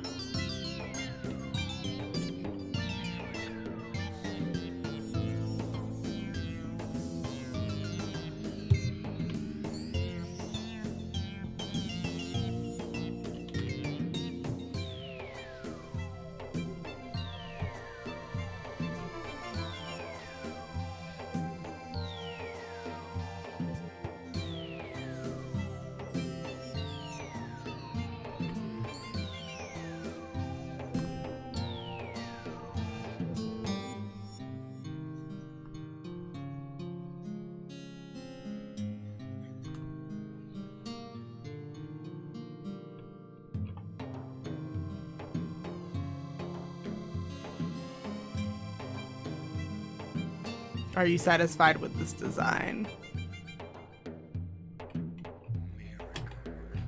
Are you satisfied with what you've made me do? Are you happy?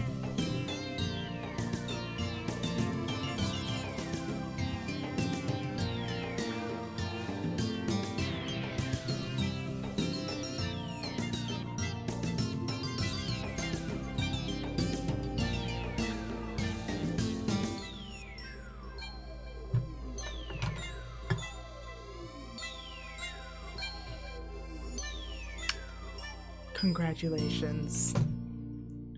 Okay. All right. It's time to do the best route. Time to do the best route in the whole game. This is saved, right? This should be really saved.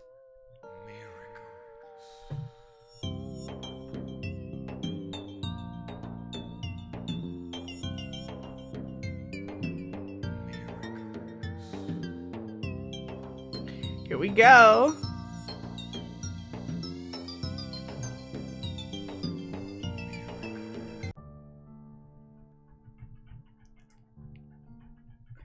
Vriska time.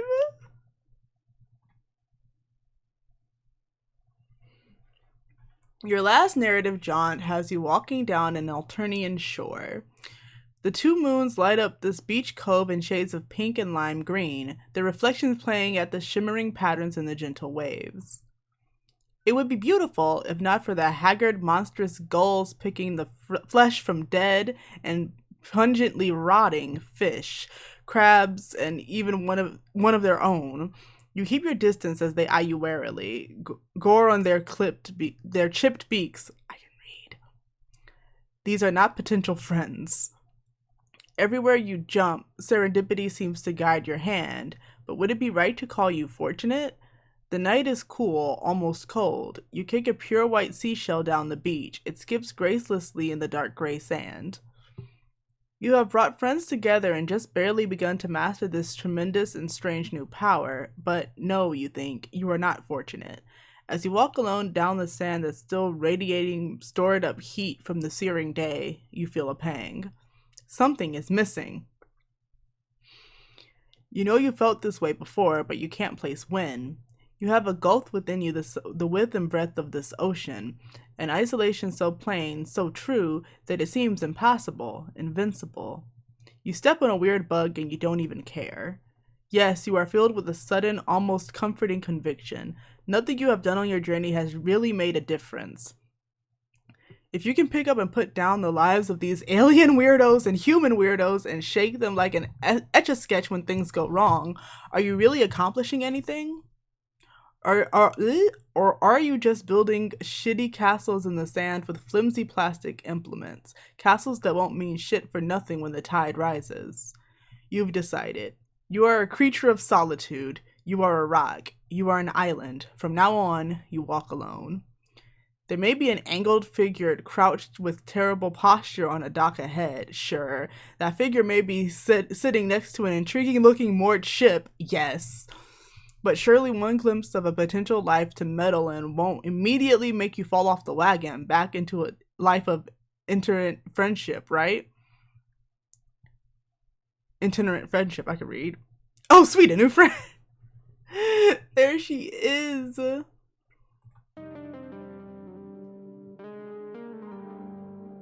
Oh, god damn it.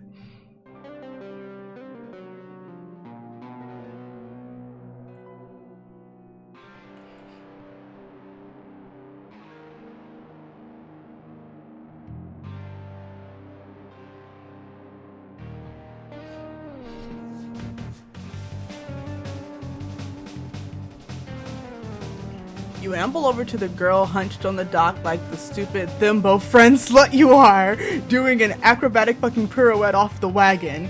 She hasn't seen you yet, so you watch her like a creep. That's a MSPA reader. That's a MSPA reader. Thimbo. She's leaning over a complicated pile of papers, erasing boxes and filling them in again. Every once in a while, she pauses to roll various dice. Oh, there she is! As soon as you take one step onto the wooden deck, she looks up and jumps with the feline quickness into a standing position, looking immediately ready for a fight. Whoa. What are you? I love her. I love her so much.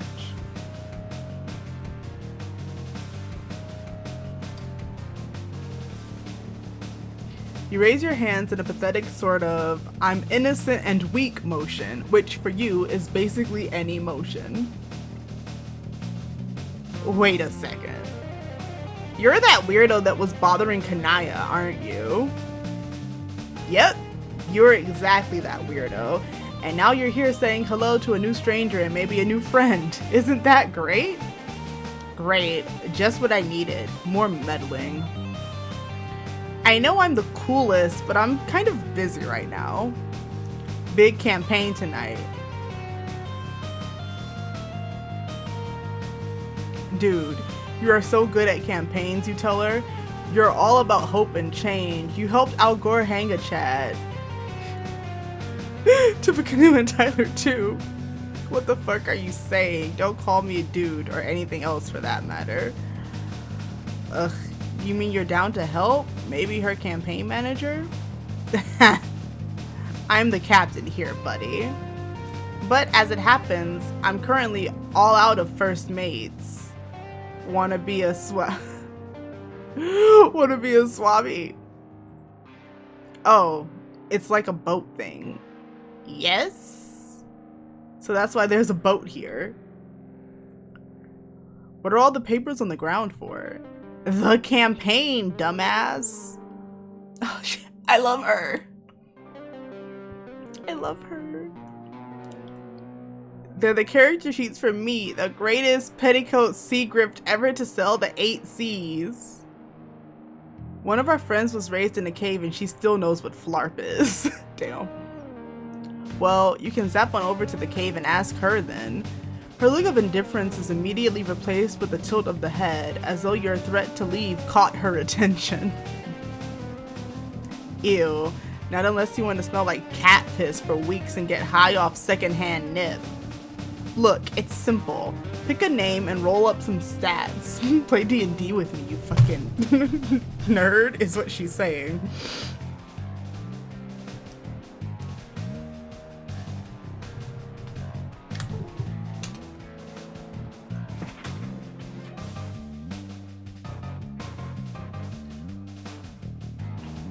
For example, I am Marquise Spinneret Mindfang.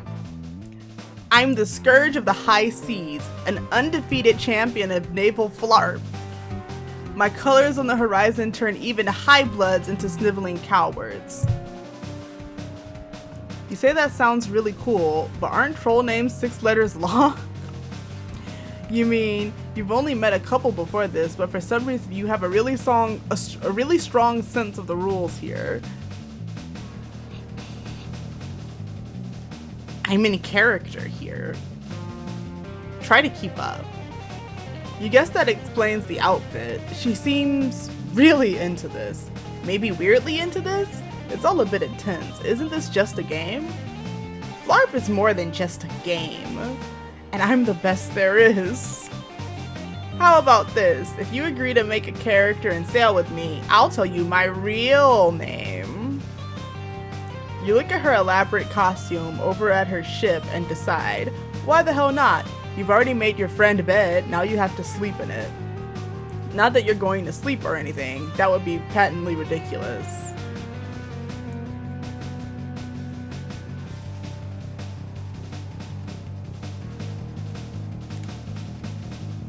But wait, hold on. The stat bat.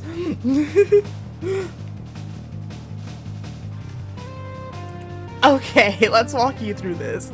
You should be flattered that a master gamer like me is giving you the full tutorial. I had to read the books myself, with no help. The first thing you need to do is roll values for each of the 10 dice rostera. Simple, right? She pops a huge bag of dice out of her Siladex and starts handing you groups at a time. You roll 2d4 for a dice rostrum throne of the Empress and get 2 1s. You roll 66 for dice rostrum conductor's stand and 6 fucking snake eyes stare up at you from the wood of the dock. Okay, Vriska. Understood, Vriska. Wow. You're really bad at this. I mean, I guess I'll take this insult. You've gotta hand it to her. When she's right, she's right. And she's right, so she's right. You finished all 26 dice rolls required for this game, and you've gotten the lowest on each one. What rotten luck. I have never seen anyone roll this low before. Yeah, like... I didn't even know you could get a 0. It's okay. We can save this by putting the stats in the right place. She flips to another page of the player's handbook and shows you the attributes of FLARP. For some reason, you can read them despite just arriving on this planet for the first time. Right? So your Vim, Grit, Pulchritude, and Grace combined with real-life vitals to make up your HP. Wait, real-life vitals? Oh yeah, MSPA reader, you're in danger. Your body is weak and shitty. Is this game some kind of hardcore game? The most dangerous game? If you die in the game, do you die in real life? Yeah? Didn't you know? The sheer combined shock of what you don't know could kill an elephant quicker than Thomas Edison trying to discredit an immigrant. Damn. Zam. You get to roll again when you level up, so you won't be so pathetic forever. I mean, if you survive. But with a scourge like me at your side, you're on easy street. I'm jealous of you, really. Okay, Vriska. Alright, Vriska. You gulp and nod. Okay, let's finish this. The Marquise grins. Her lipstick smears a bit where her fangs jut out. You'd think that's just how it is for trolls wearing lipstick, but Kanaya's was perfect. Vriska, like me, is not wearing real lipstick. She pulls an 8-ball out of her pocket and smashes it, suddenly and violently, on the dock. You jump at the noise. She looks at you, pitifully, and then decides not to make fun of you. Out of the wrecked sophistic spear, a gross fucking grubby worm appears. It's like the size of a wiener dog. And it's wriggling. You see that it's pulsating. Covered in the blue-tinted family recreation water once inside an 8-ball, the grub's swollen ovipositor glistens. It extends to deposit a massive brood of eggs, each glowing in the center with a slowly pulsating LED light. This is so fucking gross. You look away and dry heave a bit, leaning off the dock. So far this game sucks ass. Jeeg! Jeeg!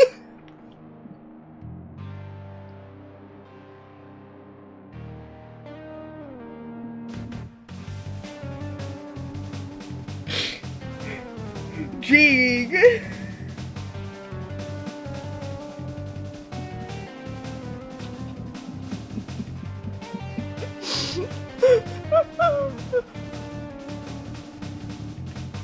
Don't tell me you've never seen a Game Grub before. You tell her you have never seen a Game Grub before. Also, maybe you should give a content warning before she makes you watch a thing that includes a glistening ovipositor. What? Ah, shit, yeah. That was pretty gross. Here. You bring up the pause menu, click on warnings, and give it a read before making an informed decision. Have those been there the whole time? Me, at the beginning of this video. Have those been there the whole time?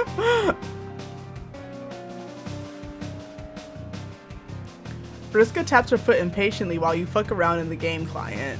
For some reason, seeing a full list of content warnings isn't easing your anxiety about what's ahead. It reminds you of something that once made you really angry. In fact, you're especially worried about the gore and death tags. Maybe you should just peace out of this. Good idea. There's basically no harm whatsoever in you yeeting out of this one, and it might save you a drowning for good measure. Not that flirtation with dangerous ends is exactly rare for you. Let's peace out. I have to sneeze.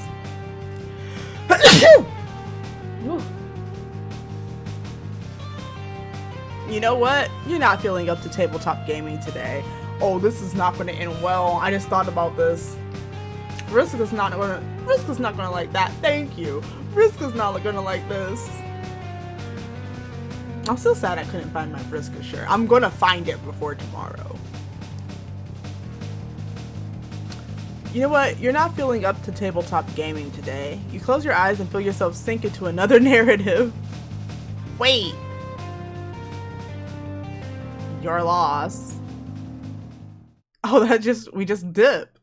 Oh, we made Vriska sad. We made Vriska sad. I didn't expect her to just let us go.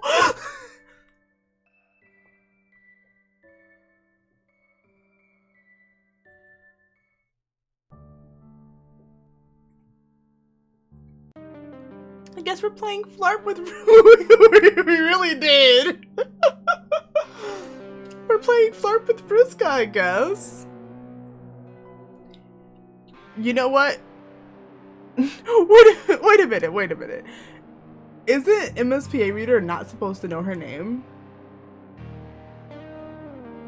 You know what? You're an informed reader and a prepared gamer. You've got this. You asked Vriska what's next. Hold on. Is it in the content warnings? It is! I wonder if that's why we know.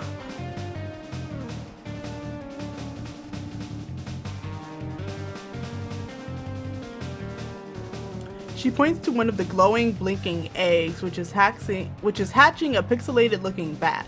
It flaps its way into the air with a high-pitched squeak and starts glowing and projecting a holographic image of a torch.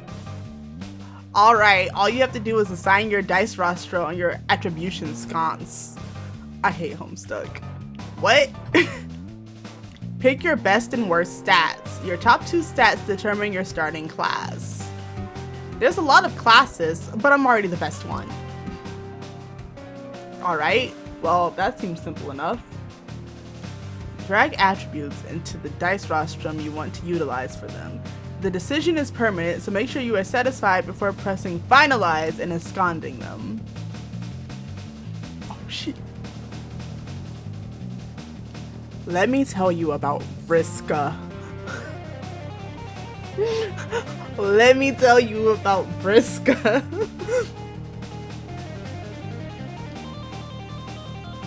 I'm just gonna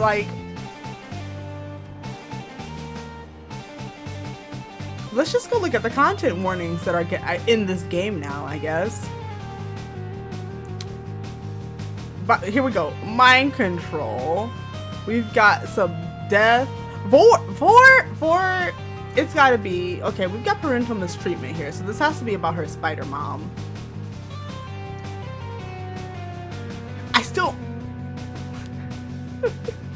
mood. But here's the thing. So she was raised by a giant spider and she has to feed her own species to her spider mom, or her spider mom will eat her. So I bet you the vortag is about that. Doesn't she use Flarp to lure victims? Wait a minute, I just remembered that.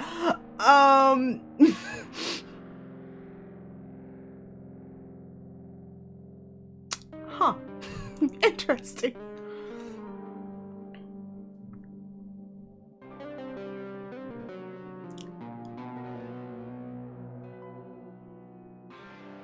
I hate Homestuck. I hate Homestuck. I hate this. Okay.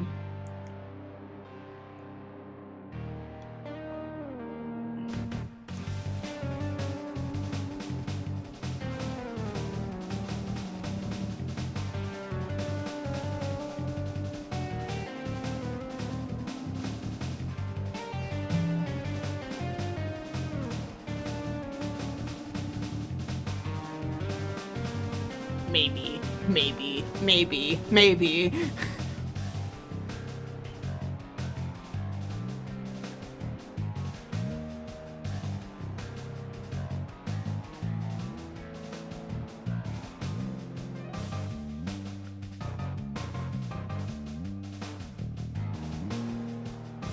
I hate what's happening.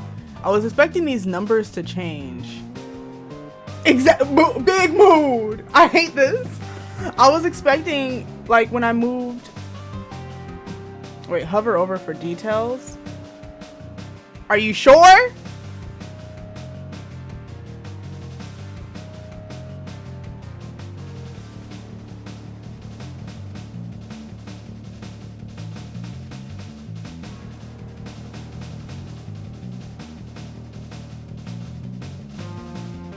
Okay, I want poultry. I can speak. You know the one. You know the word I'm trying to say. I want that to be up here because I don't know. It was just my favorite stat from Problem Sleuth. Let's put my Vim. A real humdinger? I'll be a real humdinger, I think.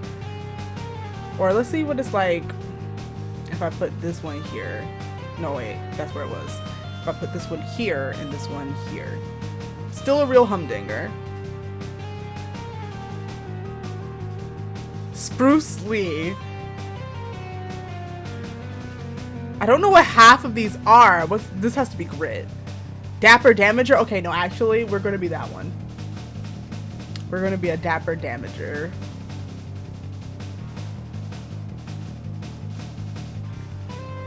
All right. Let's put my Vim in this one that's 0, I guess. What are these? Do I look like I know what a limit is?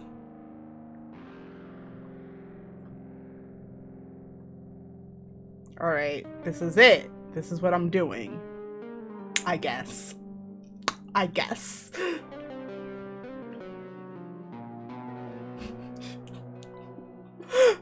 What if? Oh no.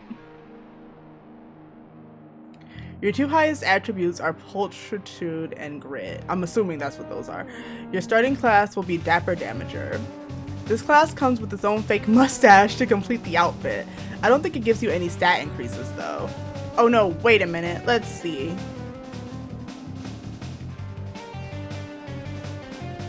I wish you the best. Rip to you, but I'm different. Adds a +2 to dweeb levels. Oh no! Aw, that's just too bad. You've already maxed that one out. Vriska! A max level Petticoat Seagrift and a level 1 Dapper Damager.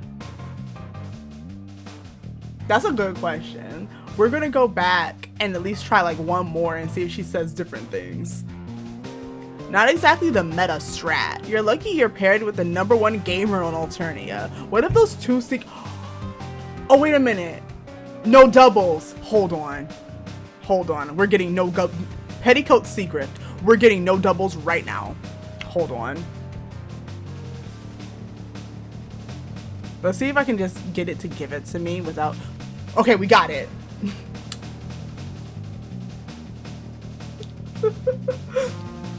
I guarantee you this is no doubles.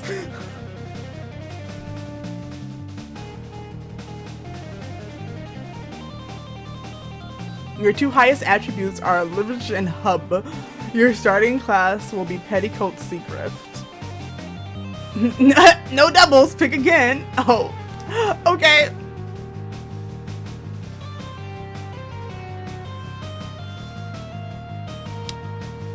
The other one is Weenies. Like, isn't that the... Can I look? I can look at the thing right now, right? Yeah. Her face. Weenie. Do any of these... Okay.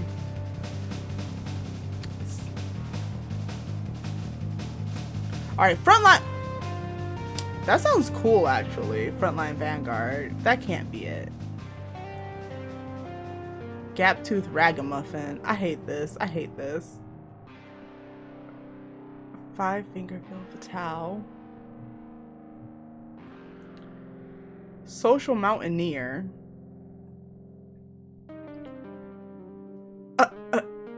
Okay. There's just so many different... Okay. We're just gonna... If I don't have that ending at the end... How about this? How about this? How about this? We'll save right here. And if I don't have the other secret ending by the end, then we'll come back and see if we can get it here.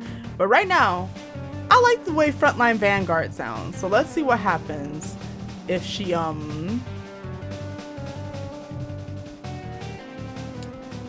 let's see if she says different things. Your two highest attributes are Vim and Grit. Nope, I didn't. Vim and App. Your starting class will be Frontline Vanguard. Nice! No shying away from the fray. A max level Petticoat Seagrift and a level 1 Frontline Vanguard. Okay, so the reaction is specific, but this part is the same. Not exactly the meta strat. You're lucky you're paired with the #1 gamer on Alternia. Before I can carry you to victory, we just need one more thing. There's more of this bullshit? What now? Is a giant sandworm going to poke its head out of the sand and puke up some more fucking game mechanics that will be described in excruciating narrative detail? Quit being so dramatic. Your character needs a name. Oh, a name. You already have one of those though. You told it Jaded already, but man, you're not feeling as comfortable with it right now for some reason. Why is thinking of yourself as a distinct being with an identity and history feel so uncomfortable? What is wrong with you? Might as well just make up a character name.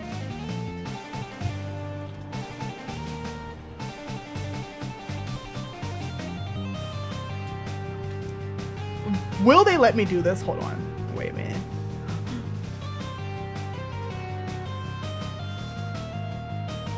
You know what I have to type in? They just did. No, well, no.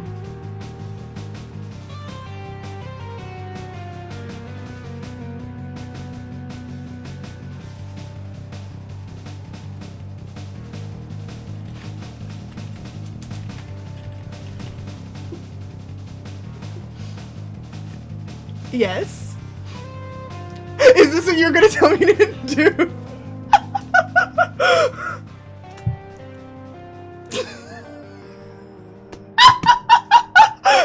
Vriska.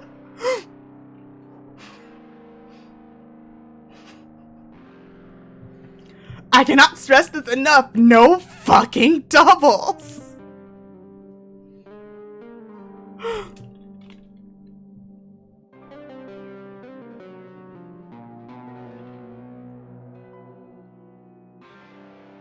That's a good idea. How about...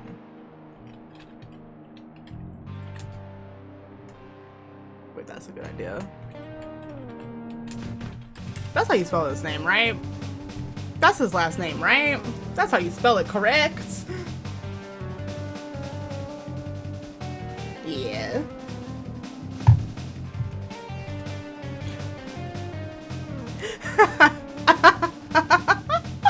No, no, no, no, no, no. Wait. No, no, no, no, no, no, no, no. Obviously, Abe. You've got to pick a name less wimpy than that. Let me make sure.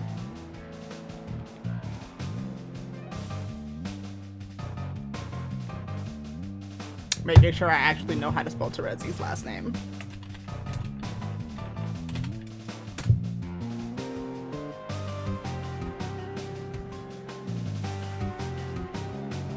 I'm listening. As soon as you say it, Vriska narrows her eyes at you. Without warning, she pushes you off the dock into the briny Alternian waters. Name yourself Terezi to instantly die, I guess.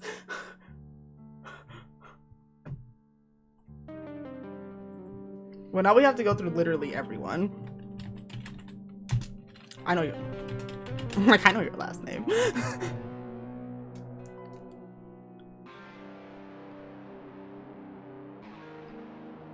Let's do Aradia, since I have it typed out. But then, yeah, let's do Doc Scratch.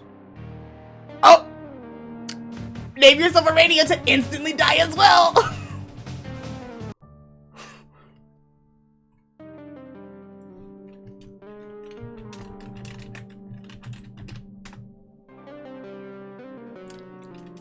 You instantly die, that's what happens. She ain't for that either. Quick question, I wonder if this is happening for all of them now. No, okay, so she's still, those ones just specifically, yeah, name yourself after, like, yeah. That's how you, is that how you spell her last name? Yeah. Can you be a little more creative? Jeez. Okay, that one's not an incident. Okay, let's go through the list. So Radia, then Tavros, which we've done. Solid.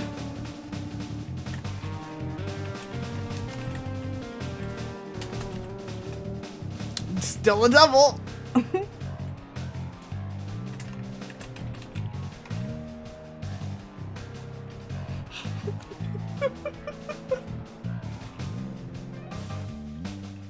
Okay. I can't think of his last name. I done lost it. I know it, obviously. You right? Thank you, Homestucks. What would I do without you? Alright. So I have a feeling if it's somebody like this,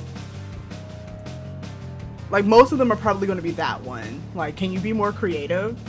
What? Okay, the real question. She shouldn't care about this name. Yeah, she doesn't.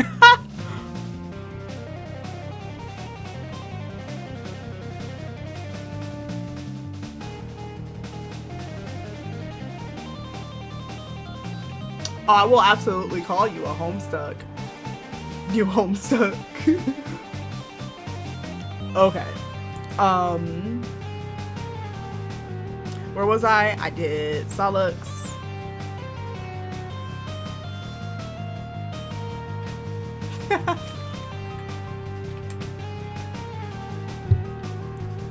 I wish they had like names. I bet if the Lusai had specific names, she would push you off the dock for that one.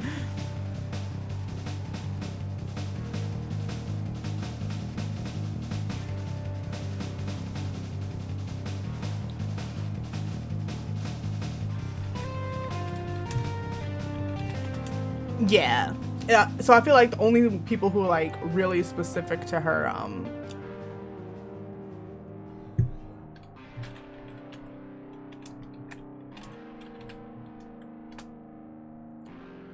I think it's because she saw Circuit. Because that's not a... Well, you know what? Actually, it's a double because she's literally cosplaying alternate Urania right now, isn't she?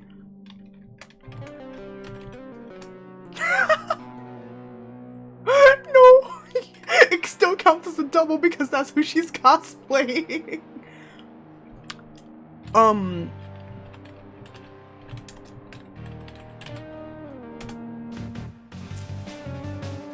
Name yourself. Oh.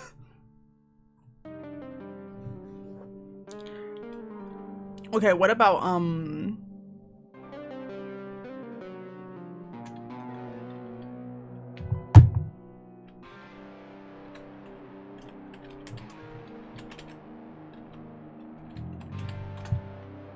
okay.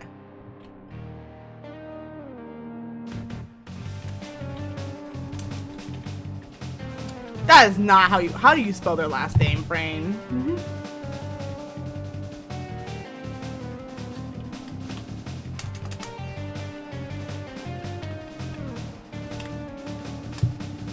Okay, yeah.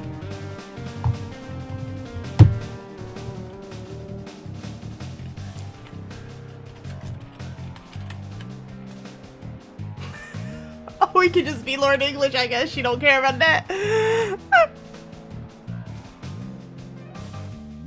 We're having way too much fun with this. False. Although that means we can be Calliope, which means we can be the most valid. Who else would she like care about?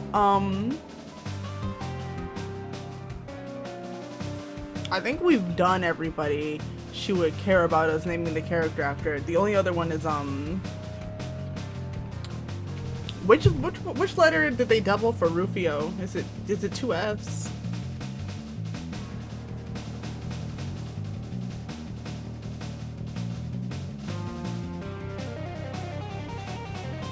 Oh, there's an H at the end.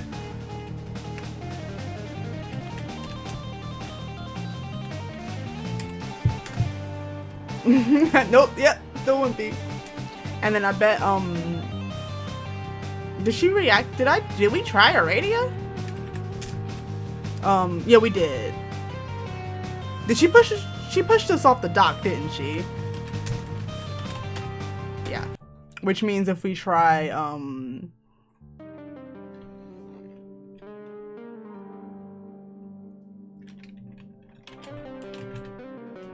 huh! She ain't for it.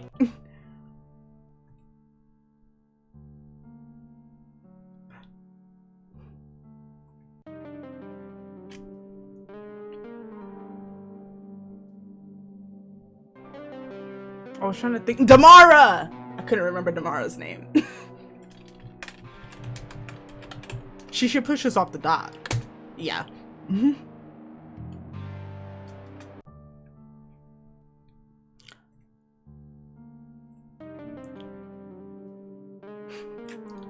I'm gonna try something. And like, I have no idea what she's gonna do. Cause like, in theory, she shouldn't know, but like, I don't know any of their last names. What hit you? Is that her? Is this her last name?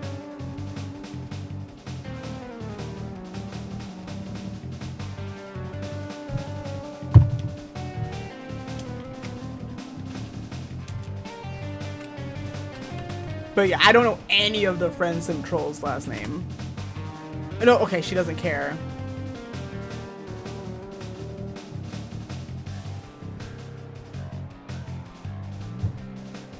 You want me to try Nepgear? I have a feeling she'll... There's no way. Yeah. You right. She doesn't know why, but that just makes her punch us in the face.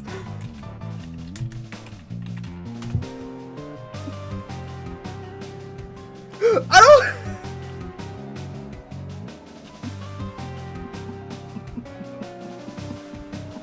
I don't...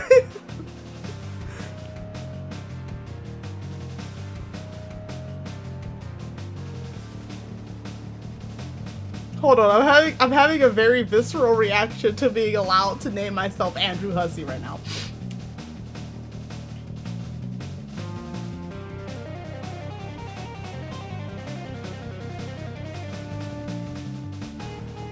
I kind of want to just...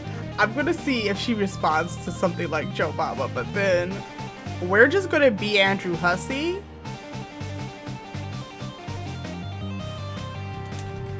because we can? No, we're just gonna be Andrew Hussey now.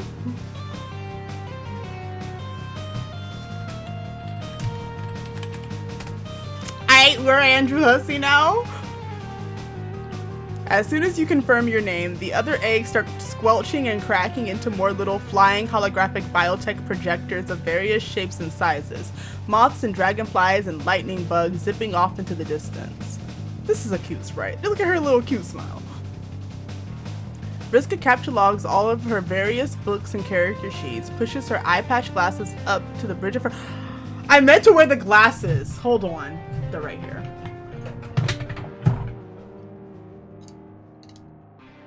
So we're just gonna...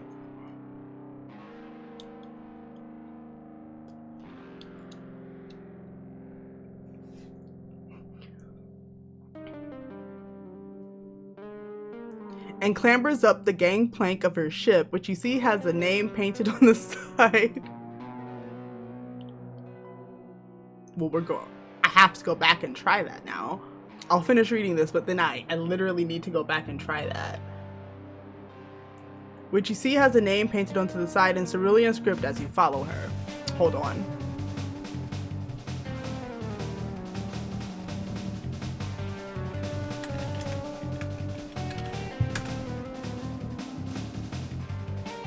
Huh. Kind of a weird name for a character, but it fits you. We're gonna say MSPA reader, actually.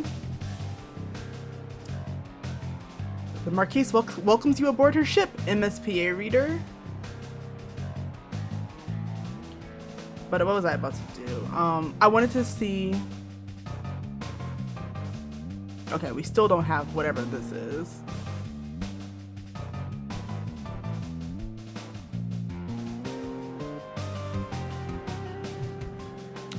Brigantine. I can't. Okay. I already hate looking through these too much to continue wearing them.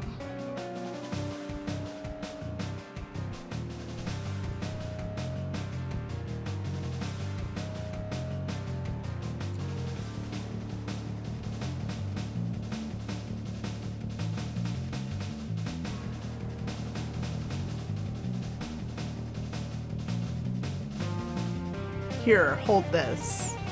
Vriska hands you a rope and you hold on to it, keeping the mainsail rolled up as she scurries to and fro, aft and bow, across the deck of the ship, making adjustments. You watch her try to tie a double bowline, but struggle with the dexterity of her mechanical fingers, swearing in frustration under her breath. You politely look away and try to make idle conversation. You ask for her end of the bargain. What? Her name. You made a character, she tells you her name. That's the deal. She secures another rigging and stomps back over to you. You haven't really made a character until you're in costume. I mean, I feel like we're dressed as MSPA reader though. Just saying. Is your fit not already fresh? Perhaps even the freshest? Here. She dumps an extra outfit out of her inventory, looking almost exactly like an earlier version of hers, smaller with more amateur stitching. You put on the big bridge coat and feel super badass. She looks at you, tilts her head to evaluate, and then grabs a jaunty hat, feather and all, from her Silodex and pops it onto your head. Nice. Alright, my name's Vriska.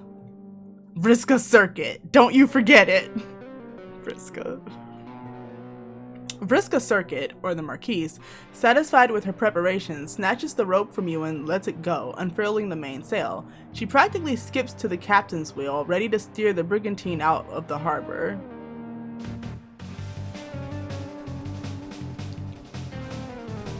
It's true, and you should say it. In this house, we love and appreciate Vriska Circuit. Oh, MSPA reader is not prepared to see her eye. I just thought about that. Real name basis is one step closer to friendship. We do. Though for a moment you feel like you got told that name already. Your brain is messed up enough without remembering stuff that maybe didn't happen in canon. If canon is even a real thing that means something anymore. Your unsettling metatextual introspection is interrupted by Vriska shouting. Roll for initiative! Oh shit! I'm so I know y'all are so lucky my dice are in the other room. You hear the buzz of projector bugs boarding your ship, and soon 4 flickering holograms appear on the main deck, looking like lurching zombie trolls. You already hear dice rattling on the deck, and you look over to her sheet and figure out what you need to roll. Alright, I'm starting with an 18. Looks like you got subtract the modifier. 19. Huh. Guess you go first, MSPA reader. This is it. It's LARPing time. You look down at the piece of paper with your abilities on it, ready to cast Magic Missile or Bugsby's grasping hand or some shit. You pick the top attack from the list. It's your special class ability. So I wonder if the classes matter for this part. You channel the spirit of the frontline vanguard, point straight at one of the holographic zombies, and yell that you're casting cannon fodder. You grab a d20 and blow on it in your hand. Your lady luck, no snake eyes, other gambling terms, whatever. You let the icosahedron of tabletop destiny drop through the air, awaiting the result with bated breath. It's a 1. Vriska, stop looking at me like that. Ah, you get a 2 and miss. God damn it. Vriska laughs out loud. Check out how a real gamer does it. Then she shows you how a real gamer does it. Over the course of this and the next 4 holographic encounters of ballooning complexity, tediousness, difficulty, and word count, she just rolls so many goddamn dice and keeps track of so many goddamn stats. You're overwhelmed, bewildered, and tired of doing math in pencil by the time the last squid-themed hollow monster dies. You were worried about the danger of this game before, but it seems like the only way you're going to die today is from fucking boredom. Then you spot it. A schooner painted in all black emerges from the fog. You shout to Vriska that there's a ship on the port horizon. Vriska looks right? Does she not know the difference between port and starboard? Huh. You point in the proper direction and she gives that mischievous grin of hers. Now it's time for the real action. Time to murder some trolls and feed them to my giant spider mom. We've entered the PvP enabled zone. She puts aside her character sheets and dice, drawing a blue saber. She holds it in one hand, the ship's wheel in the other. That's the Rue, the ship of Dreadclaw Ophelia, top of the Naval Flarp leaderboards. She's got a whole crew on that boat, but she's just another rich sea dweller with hired help, and she's been too scared to face me. Vriska's pointed your ship straight at the Rue and you've picked up speed.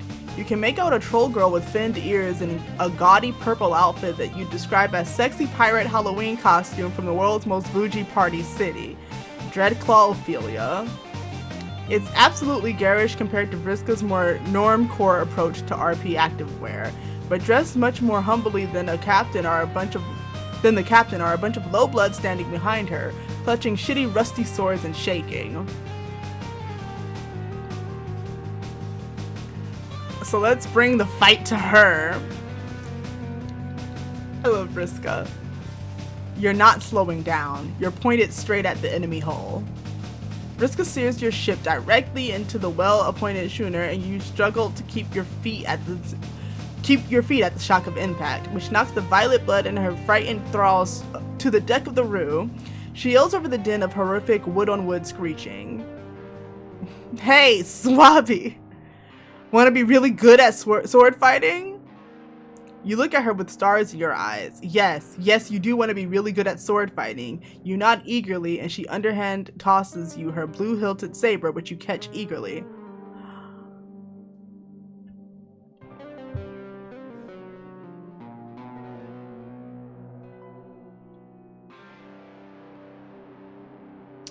I don't know what I expected.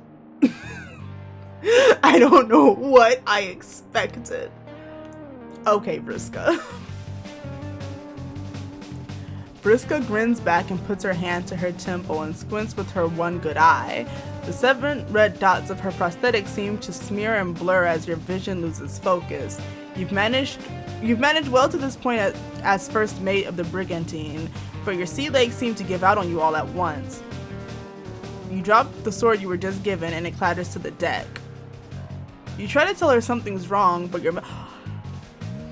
How strong is our data? Because our data could mind control us. Hello? You try to tell her something's wrong, but your mouth lolls open and you drool a bit. A dull pain gains a sharp and sudden clarity. It feels as though 8 spindly legs are crawling on your head. No, in your head. Each footfall feels more like a knife cutting through butter. At some point, all sensation slips into nothing and you follow the sword to the ground, asleep. Yeah, how strong is our data? What the fuck? Wake up, moron! You don't hear that, and you don't wake up. The salt and swell of the ocean gives way to the rustling of alien trees. No longer do you hear the scream of gulls following your ship, waiting for corpses and gore to tumble overboard. It's all peaceful. Hold on.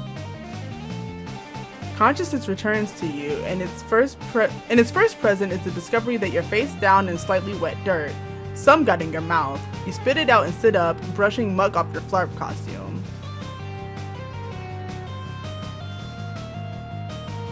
Are we in a dream bubble?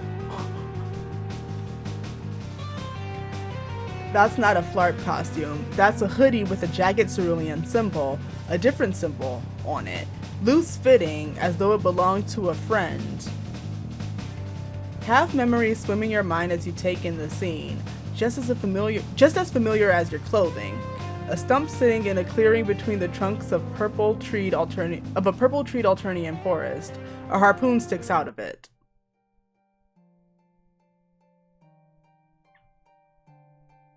Hold on.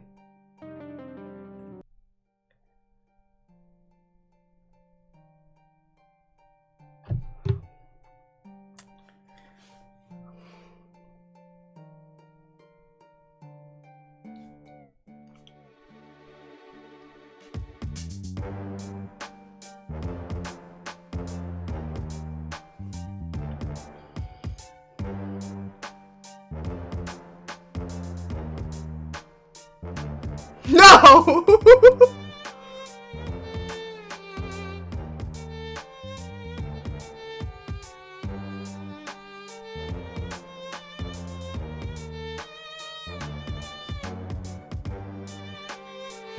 But yeah, I appreciate that we teleported to the jailbreak stump. This stump would typically fill you with unease, an aura of death and defeat, but a squirrely silhouette cuts through the darkness and you step further into the clearing and feel your heart lift.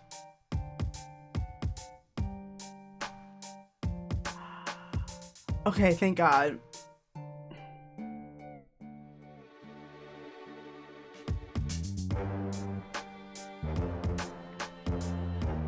Sitting there on the stump, kicking bare feet back and forth, tilting your head to the side and smiling impishly, is your friend, Boulder Lamati.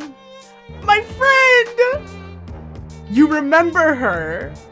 You remember her. Psst. Fancy seeing you here. That's a joke. I'm a figment of your imagination and was expecting you the whole time. She pats the stump next to her in an inviting gesture.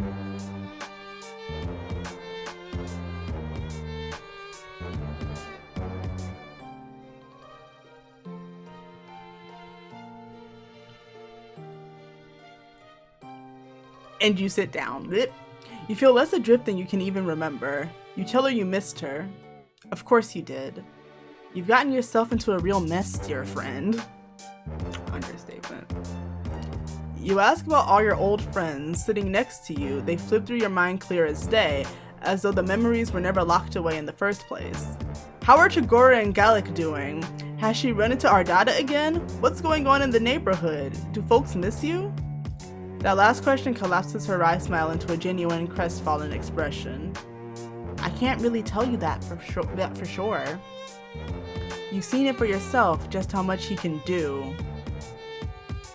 There's a whole other disturbance in this neighborhood, and it has his nefarious fingerprints all over it. It's almost like he was preparing for this. The real question right now is, are we talking about Dirk or Doc Scratch? It's probably Dirk. But I try to stay one step ahead, and I remember what I'm fighting for. Do you? The question is arresting. What are you even doing? Even with your memory clouded, you've just been bumbling into other people's stories, breaking things as you go. Well, there's nothing wrong with breaking things. It's like they say, sometimes you have to compromise a few unfertilized cluckbeast embryo in the name of a complete breakfast. I love her. You tell her you haven't had a good breakfast in ages. One of the places you were at had swords in the fridge. Also, you have absolutely no idea what you're doing. You're going where the river takes you. But things are different now. There's a great power within you that you are just now realizing. The power to shape the river, to use its waters to scour the lands as you please. A power even he doesn't fully understand. You look down at your hands. Sitting next to her, you start to remember the green room, the story you've fallen into. You tell her there's so much broken and you have no idea how to fix it. There's so much broken. You tell her you wish she was real, not just in your head. She'd know what to do. She tilts her head again, inquisitively. Am I though? Just in your head, I mean. The story is only broken if you accept that it is broken. If you think of the story as something given to you. But it's not. Puppet masters may try and tell you that the strings they are pulling are the only ones. As she says this, her head jerks back oddly, but she continues whispering, calm as ever.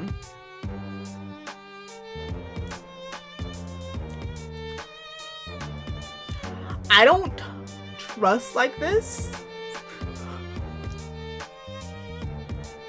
Don't be afraid.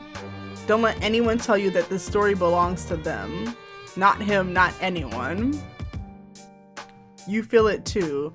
It feels like threads tug at your body, and hers even more. Her limbs twitch and pull in gruesome pantomime as more and more strings loop around her and disappear skyward.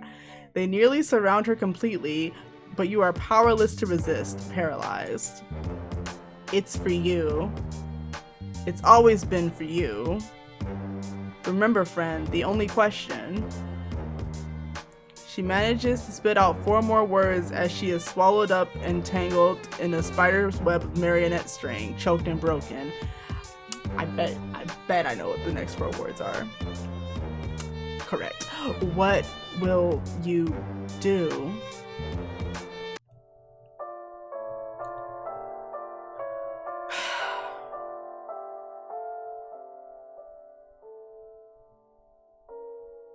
We've already gone over how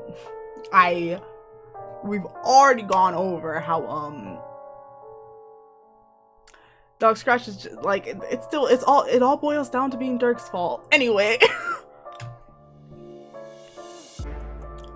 The whole scene seems to melt away.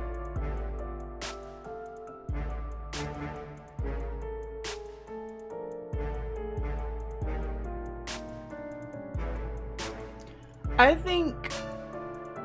think maybe where we are right now, like where MSPA Reader was before the story started, was probably like somewhere between like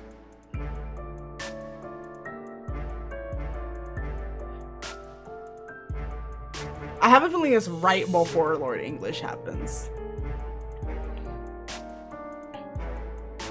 The The whole scene seems to melt away in searing green, and you are falling, dancing beneath the skilled hands controlling you. He is here. He was already. The ticking of 1,000 clocks, exactly in time, echoes around you. No. Did you miss me? No. Doc Scratch. I did not. I seem to be on your mind. I'm flattered. Mood though. It's no wonder you're thinking about me just after meeting one of my greatest disappointments. You really do spend too much time around willful little girls. It may start to give you ideas. Ideas of choice, of challenge. You're relevant because those holding the strings decided you're relevant, an observer. The show must go on, but don't make the mistake these little ingrates did. It can go on without you, the bits that really matter at least. What's that? Am I doing this? I'm afraid not, darling. I don't even know to what you are referring. Tears stare at the edge of your eyes again. You try to keep Boulder's words in your mind as the strings squeeze the breath out of you. What will you do? Another voice seems to answer, from another place entirely, scratchy and loud. It says, "Fix this." You wake up. Cold stone and a draft greets you, charming. Alright. Back to my wife, Vriska. You blearily open your eyes, memories of the dream already fading to wisps in your mind. Well.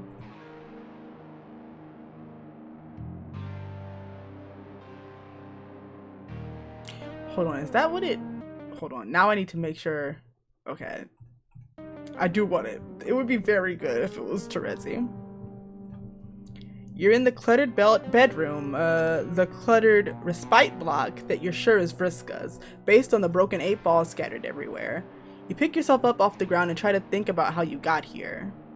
You passed out back on the brigantine. She must have brought you home. But where is she? You turn around and see a window. You look outside and see a dramatic scene below. Vriska is mind-controlling a group of thralls, one she must have won off the Dreadclaw while you were out cold.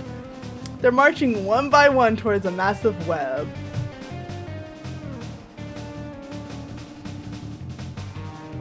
Perched in the web is a giant spider, heaving, hulking, hungry.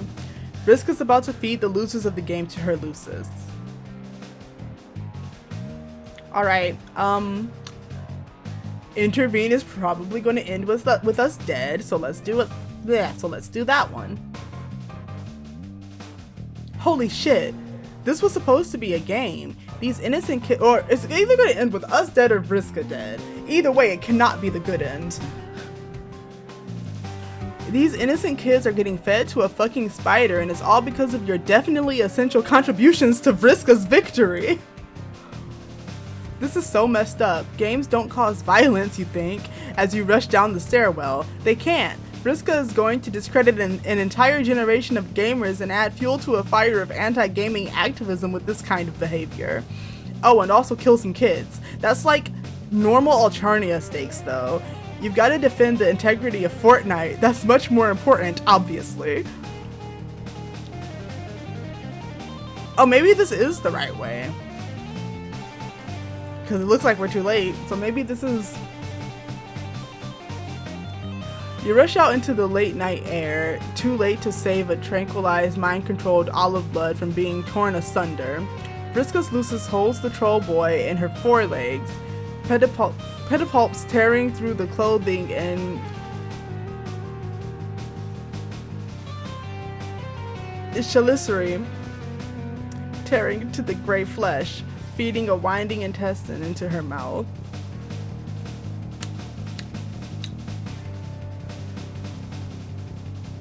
You feel like you're gonna yarts. You have no idea what you're doing, standing out here alone against a giant monster in this gaggle of mind-controlled thralls, but you gulp down some air and yell, "Stop!"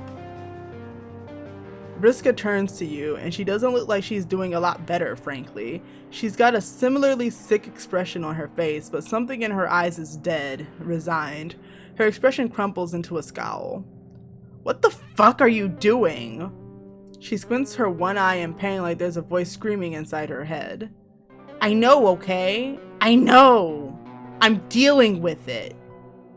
She steps up towards you and you see cerulean dice appear one at a time between her fingers. The dice are sparkling with cold blue flame. You suddenly feel as though you're going to have a very, very bad time. She is. But we're gonna have a bad time, guys. First you fall asleep on me like a weenie and I have to fight the last encounter all on my own. Then I carry you back to safety even though we just met. You owe me. Turn around and go back. Now. You look up past her at the giant spider. The awful noise of squelching has stopped. 8 eyes are trained on you, blinking out of order. A spattered palette of multicolored blood is smeared all over her slavering mouth. There are 7 trolls still standing there beside her, mindless, mouths lolling. Next. I just saw you say Megalomania. God, I will be so happy if Megalomania plays. It was Vriska's first. Okay, technically the song should belong to Vriska and Aradia. There were 2 halves to that flash. But anyway. You don't turn around. You don't go back. You stand your ground, unarmed and without a plan. Surely your new friend will see how wrong this is. Vriska looks hurt for a moment, betrayed, but the same glare settles back on her face. You think you're a big hero stopping this dangerous bitch, right? Happy as a bivalve mollusk about your little protagonist moment. You're being stupid. You don't understand what's happening here. What I have to do. You can't fix this. Nobody can. I mean, or we fix her problems. Thanks back to Friend Sim. So now you're just another little weenie who thinks they're a hero and I'm a villain. So sure, I'll play ball. I'll be exactly what you want. She tosses the dice on the ground.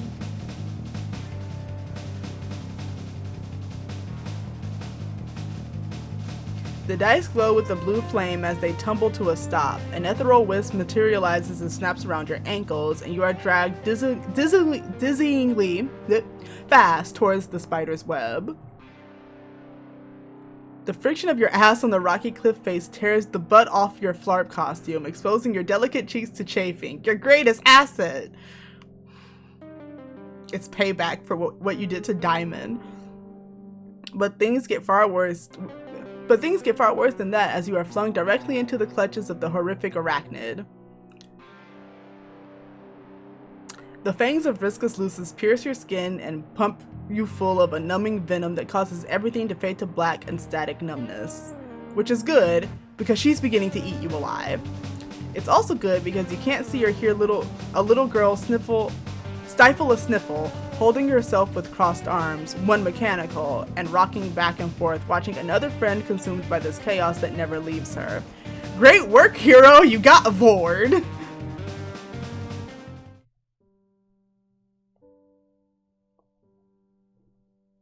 Alright, so is that the other ending? Nope. Interesting. Alright, let's just hide. Okay, holy shit. Vriska's Lucis is a giant spider monster that eats children.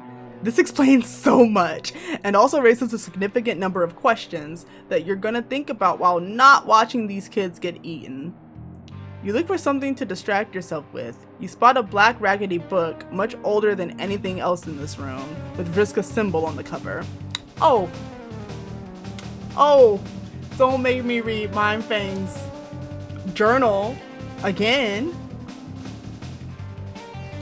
You reach for it and open it up, flipping to a random page and seeing what looks like a journal scrawled in cerulean, but not Vriska's handwriting from your character sheet. Looking inside the first page, you see the name Mindfang. You read, and holy shit, you're very unsure this is appropriate for a young girl to be reading. You keep flipping through to different parts and wow, it just gets worse. Vriska named her character after this?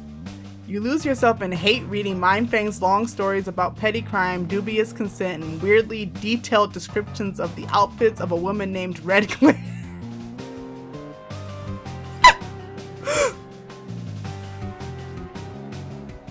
You're surprised then when Vriska walks up the stairs, hands in her pockets, looking at the ground.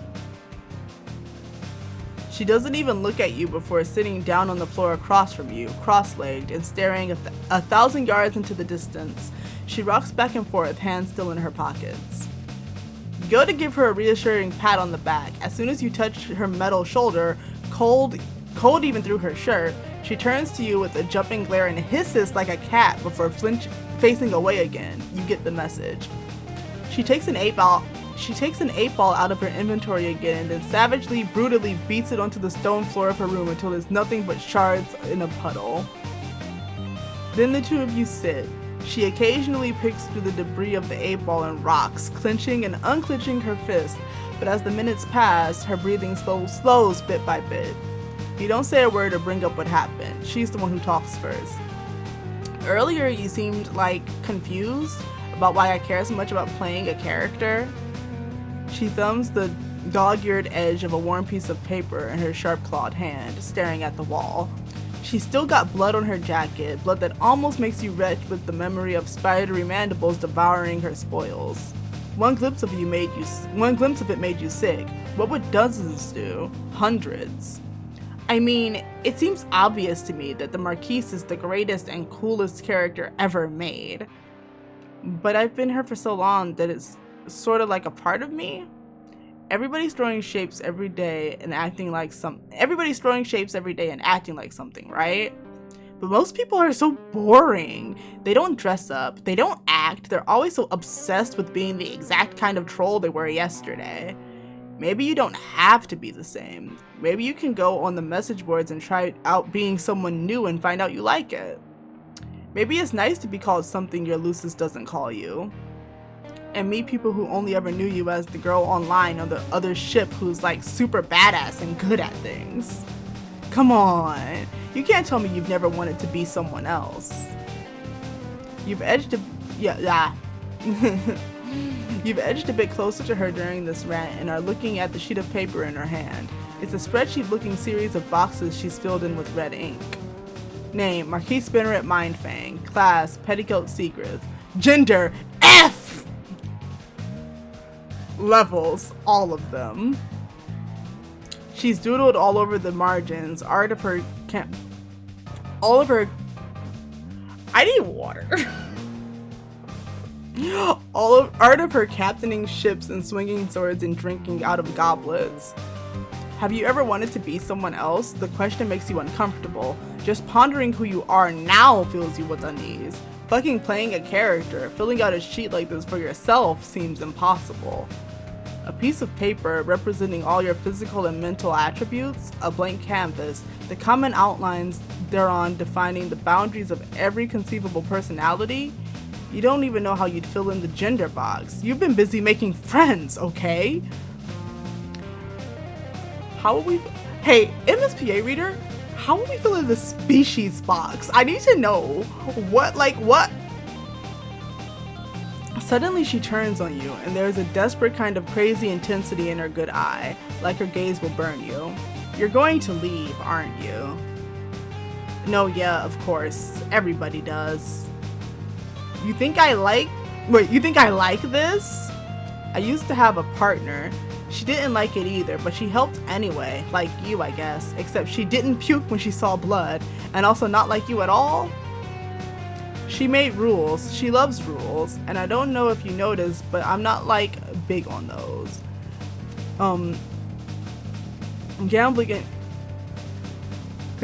Gambling queens broke rules all the time, and that's just what you gotta do to survive. To make the voice stop haranguing me, and like, she heard her Lucis in her head too, but she didn't need anything from her. What's that even like? I've got to be the best. I have to. I didn't get all the levels just to look at them on the sheet. You saw me out there. It's dangerous. She tried to kill me and left me alone. And then I got even because that's what you have to do to backstabbers. but I still don't feel even. It doesn't bother her. Nobody ever cares. They just leave and move on, and I'm still stuck here on this stupid world.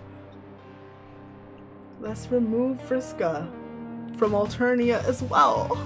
I don't know where we take her. How are people mad at me for putting losers out of their fucking misery? This planet fucking sucks, Moon. Ooh boy, that's a lot. You let her finish her tirade. She hasn't looked straight at you for the whole thing. You gently ask about her Moirail, who you did just befriend, how her Moirail, who you did just befriend, would feel about her saying she's alone. You see a lot of thoughts flicker through her head and a lot of expressions dance across her face. She settles on a look like she's smelling something off. People always want shit from other people. Sometimes you know somebody and you can't describe like what your whole deal is. You grow up with these ideas about what you're supposed to do, how you're supposed to be. You get handed down these strict categories, tables in your player handbook. As you read stories or journals or whatever, they say this is a mate split. You feel like this about them.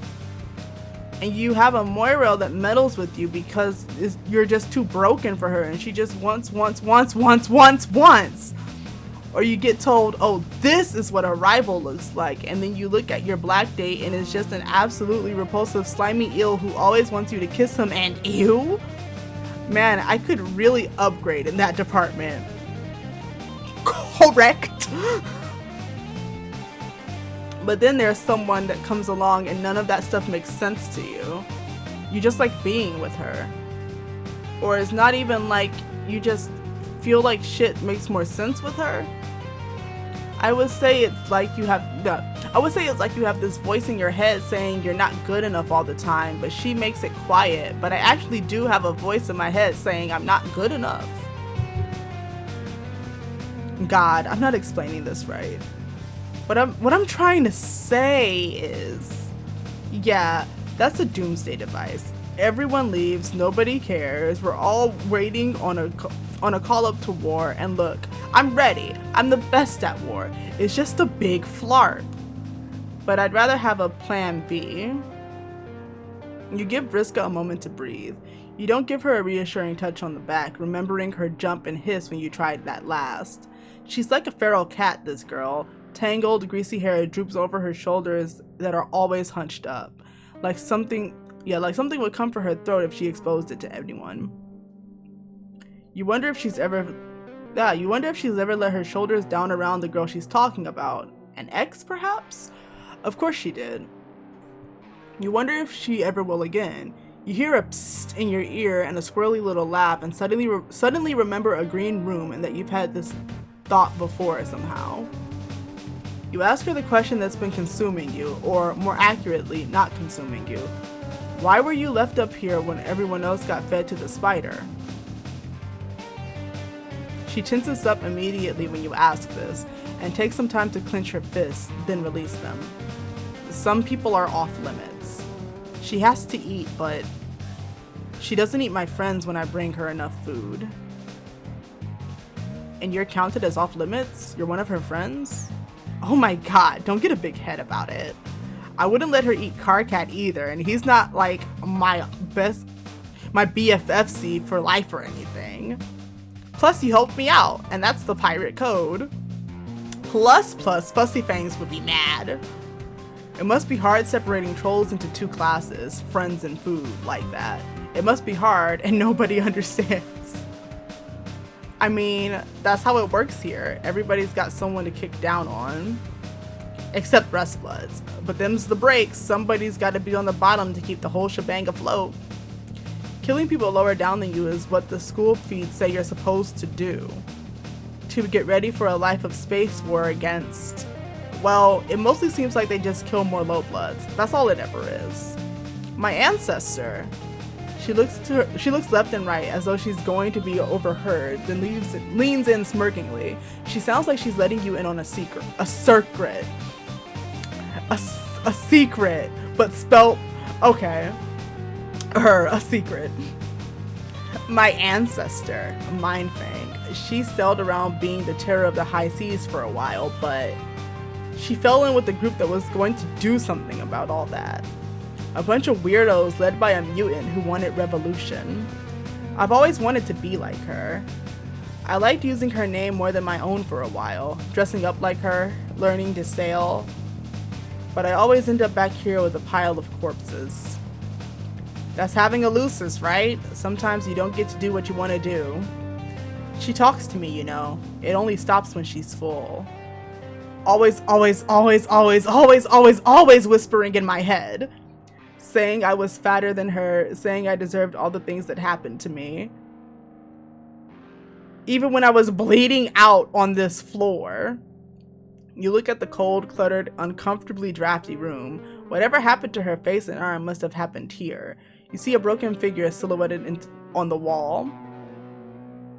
You look back at Vriska, and you know what she is. For all the bombast insults killing, you're looking at a survivor who did nothing wrong. Vriska did nothing wrong.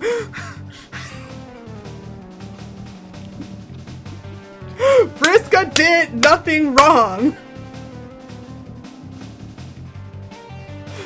That's it. That's it. Pesterquest is over. We did it. I'm just gonna... Oh, I can't wait to go to the update tag. I'm just gonna screenshot this. Don't mind me.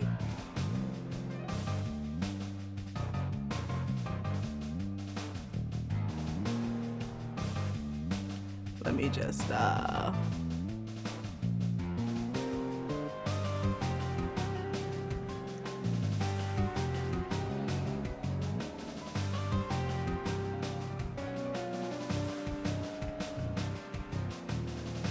save as, caps lock.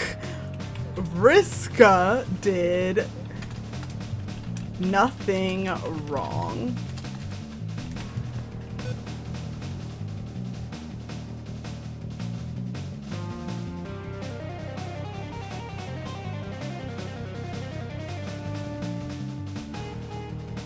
You're looking at someone who did nothing wrong. What, Charisse, are you still here? Why are you so quiet? You remember Dave's carefully crafted defense of a persona. You remember Rose eating oatmeal for dinner. Eating oatmeal for dinner in a drafty brutalist mansion. And Jade in the shadow of a volcano, raising herself. Oh. We're looking at a survivor who did nothing wrong.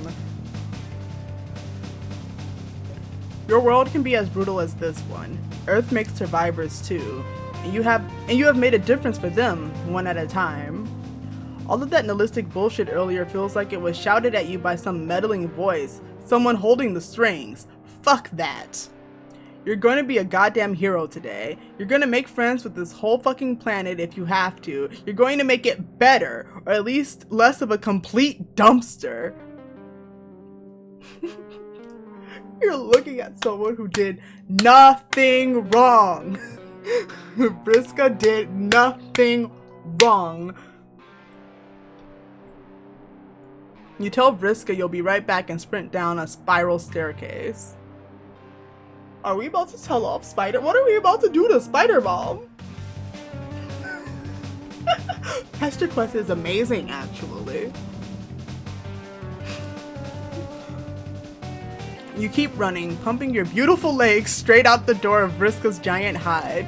You don't have to color the inside the lines of someone else's story. This is your motherfucking narrative now. Bitch looks at Dirk. Hey Dirk, look at me. Bitch. You take a leap when you reach the cliff and barrel over, falling fast, wind whipping past your face as you tumble through the air towards the giant white spider, a leap not of faith, but of hope. You crash into the carapace of Vriska's terrible murder mom hard, cracking it with a piercing shriek. At the same time you... Yep.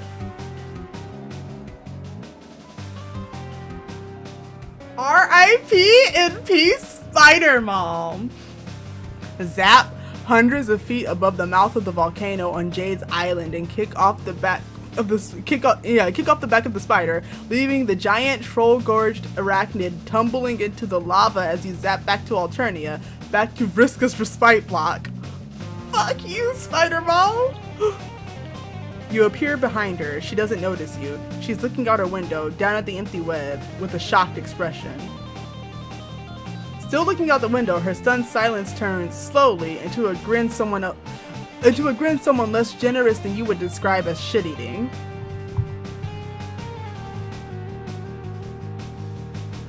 Holy shit, MSPA reader! You actually did something!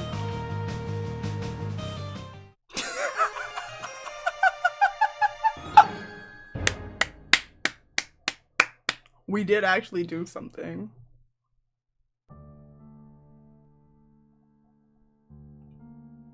Wait.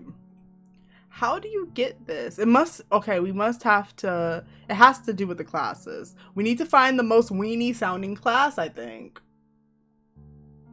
Well. Fuck you, Spider Mom. Mother Thrower. You're right. It's because of all the like personalization we got to do, really. You changed Vriska's life forever. You wondered what broiled spider tastes like.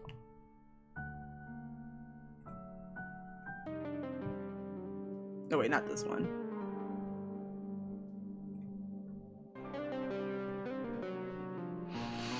Okay.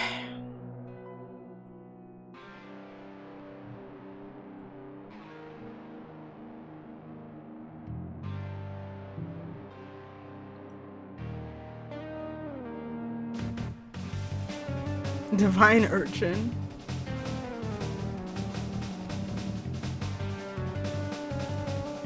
Equine Linebacker. Play Night.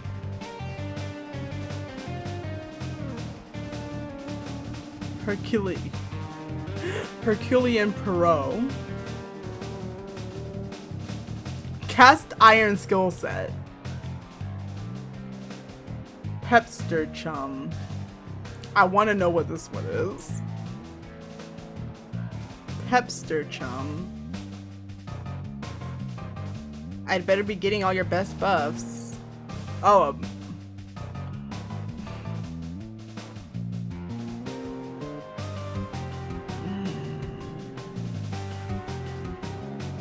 But what if I'm wrong about how to do this? I'm gonna see if anybody's posted anything about this other ending yet.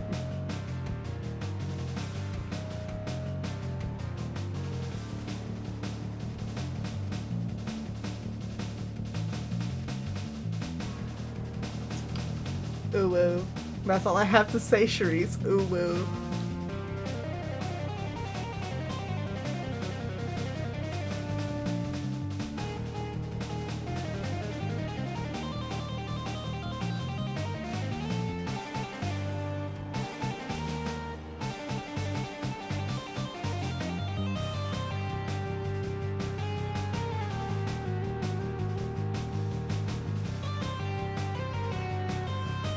Because, like, we did both of these, right? Yes. And we did both of these. Wait, no, this is the same one. We did both of these. Yeah, we just dipped. Bye, Vriska.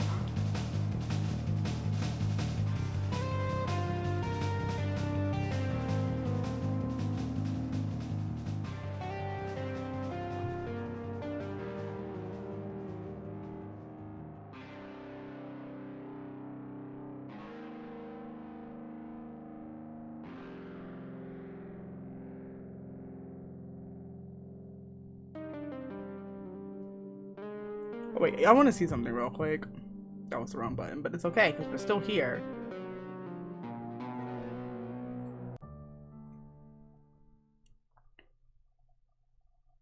Yeah, 6-1 and 6-2, okay.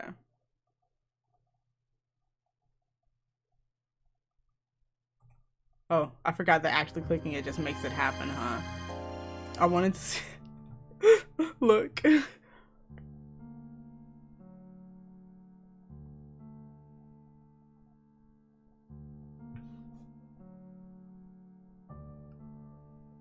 Please, I just need to know if I'm like right about where this ending is, because I don't want to spend all this time doing these different options if this isn't where we need to be.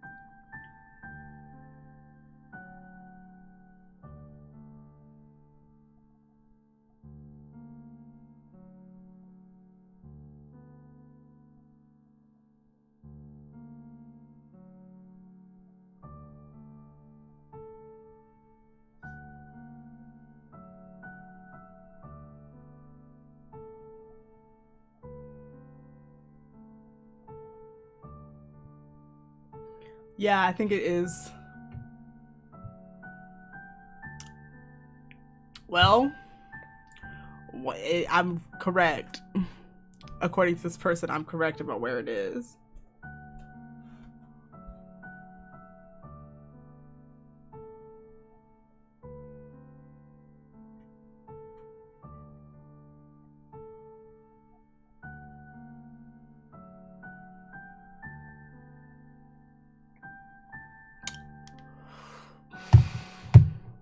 Well,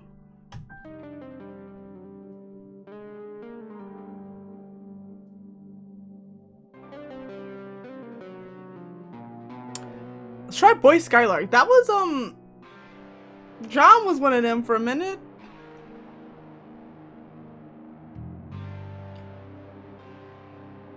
Maybe. What if this was like? What if this was it?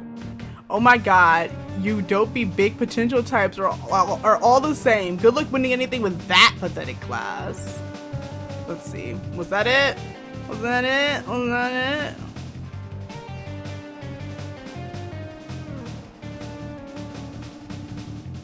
I was! Success! You and Tavros have a lot in common. Damn. Alright, we did it. We did the Pesterquest.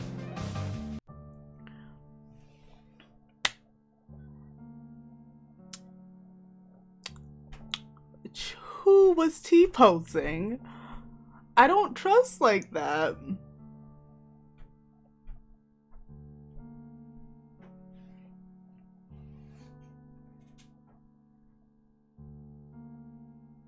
Yeah. It'll be real interesting.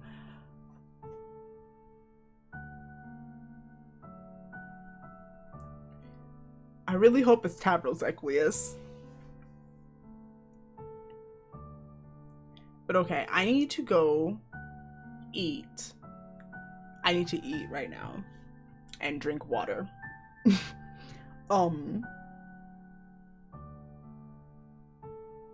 Hey, bruh, are you still here? Mercy, are you still here?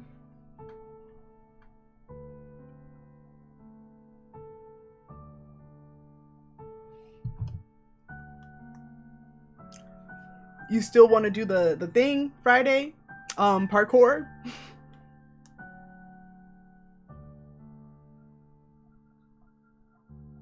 What am I doing? Ah.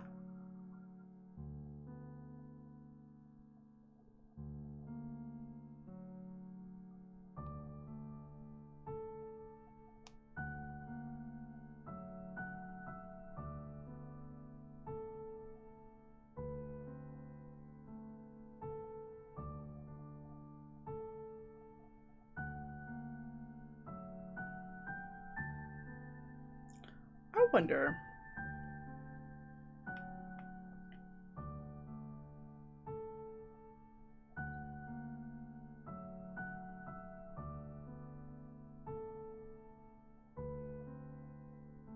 I'm literally the only human being streaming Pesterquest right now. Can you believe?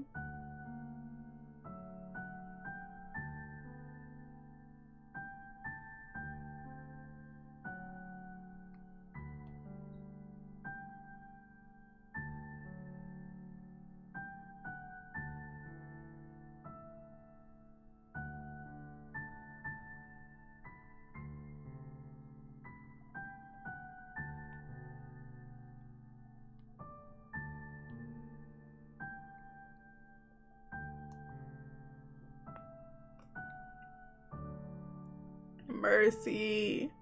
Mercy, answer my question so I can go eat. I'm dying, Squirtle.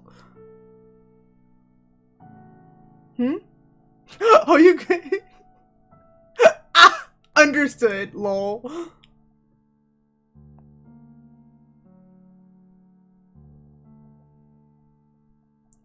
Cool.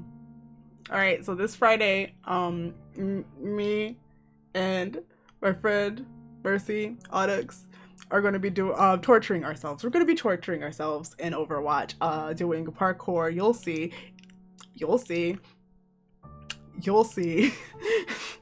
So that's what I'm going to be doing Friday. I will. Hold on.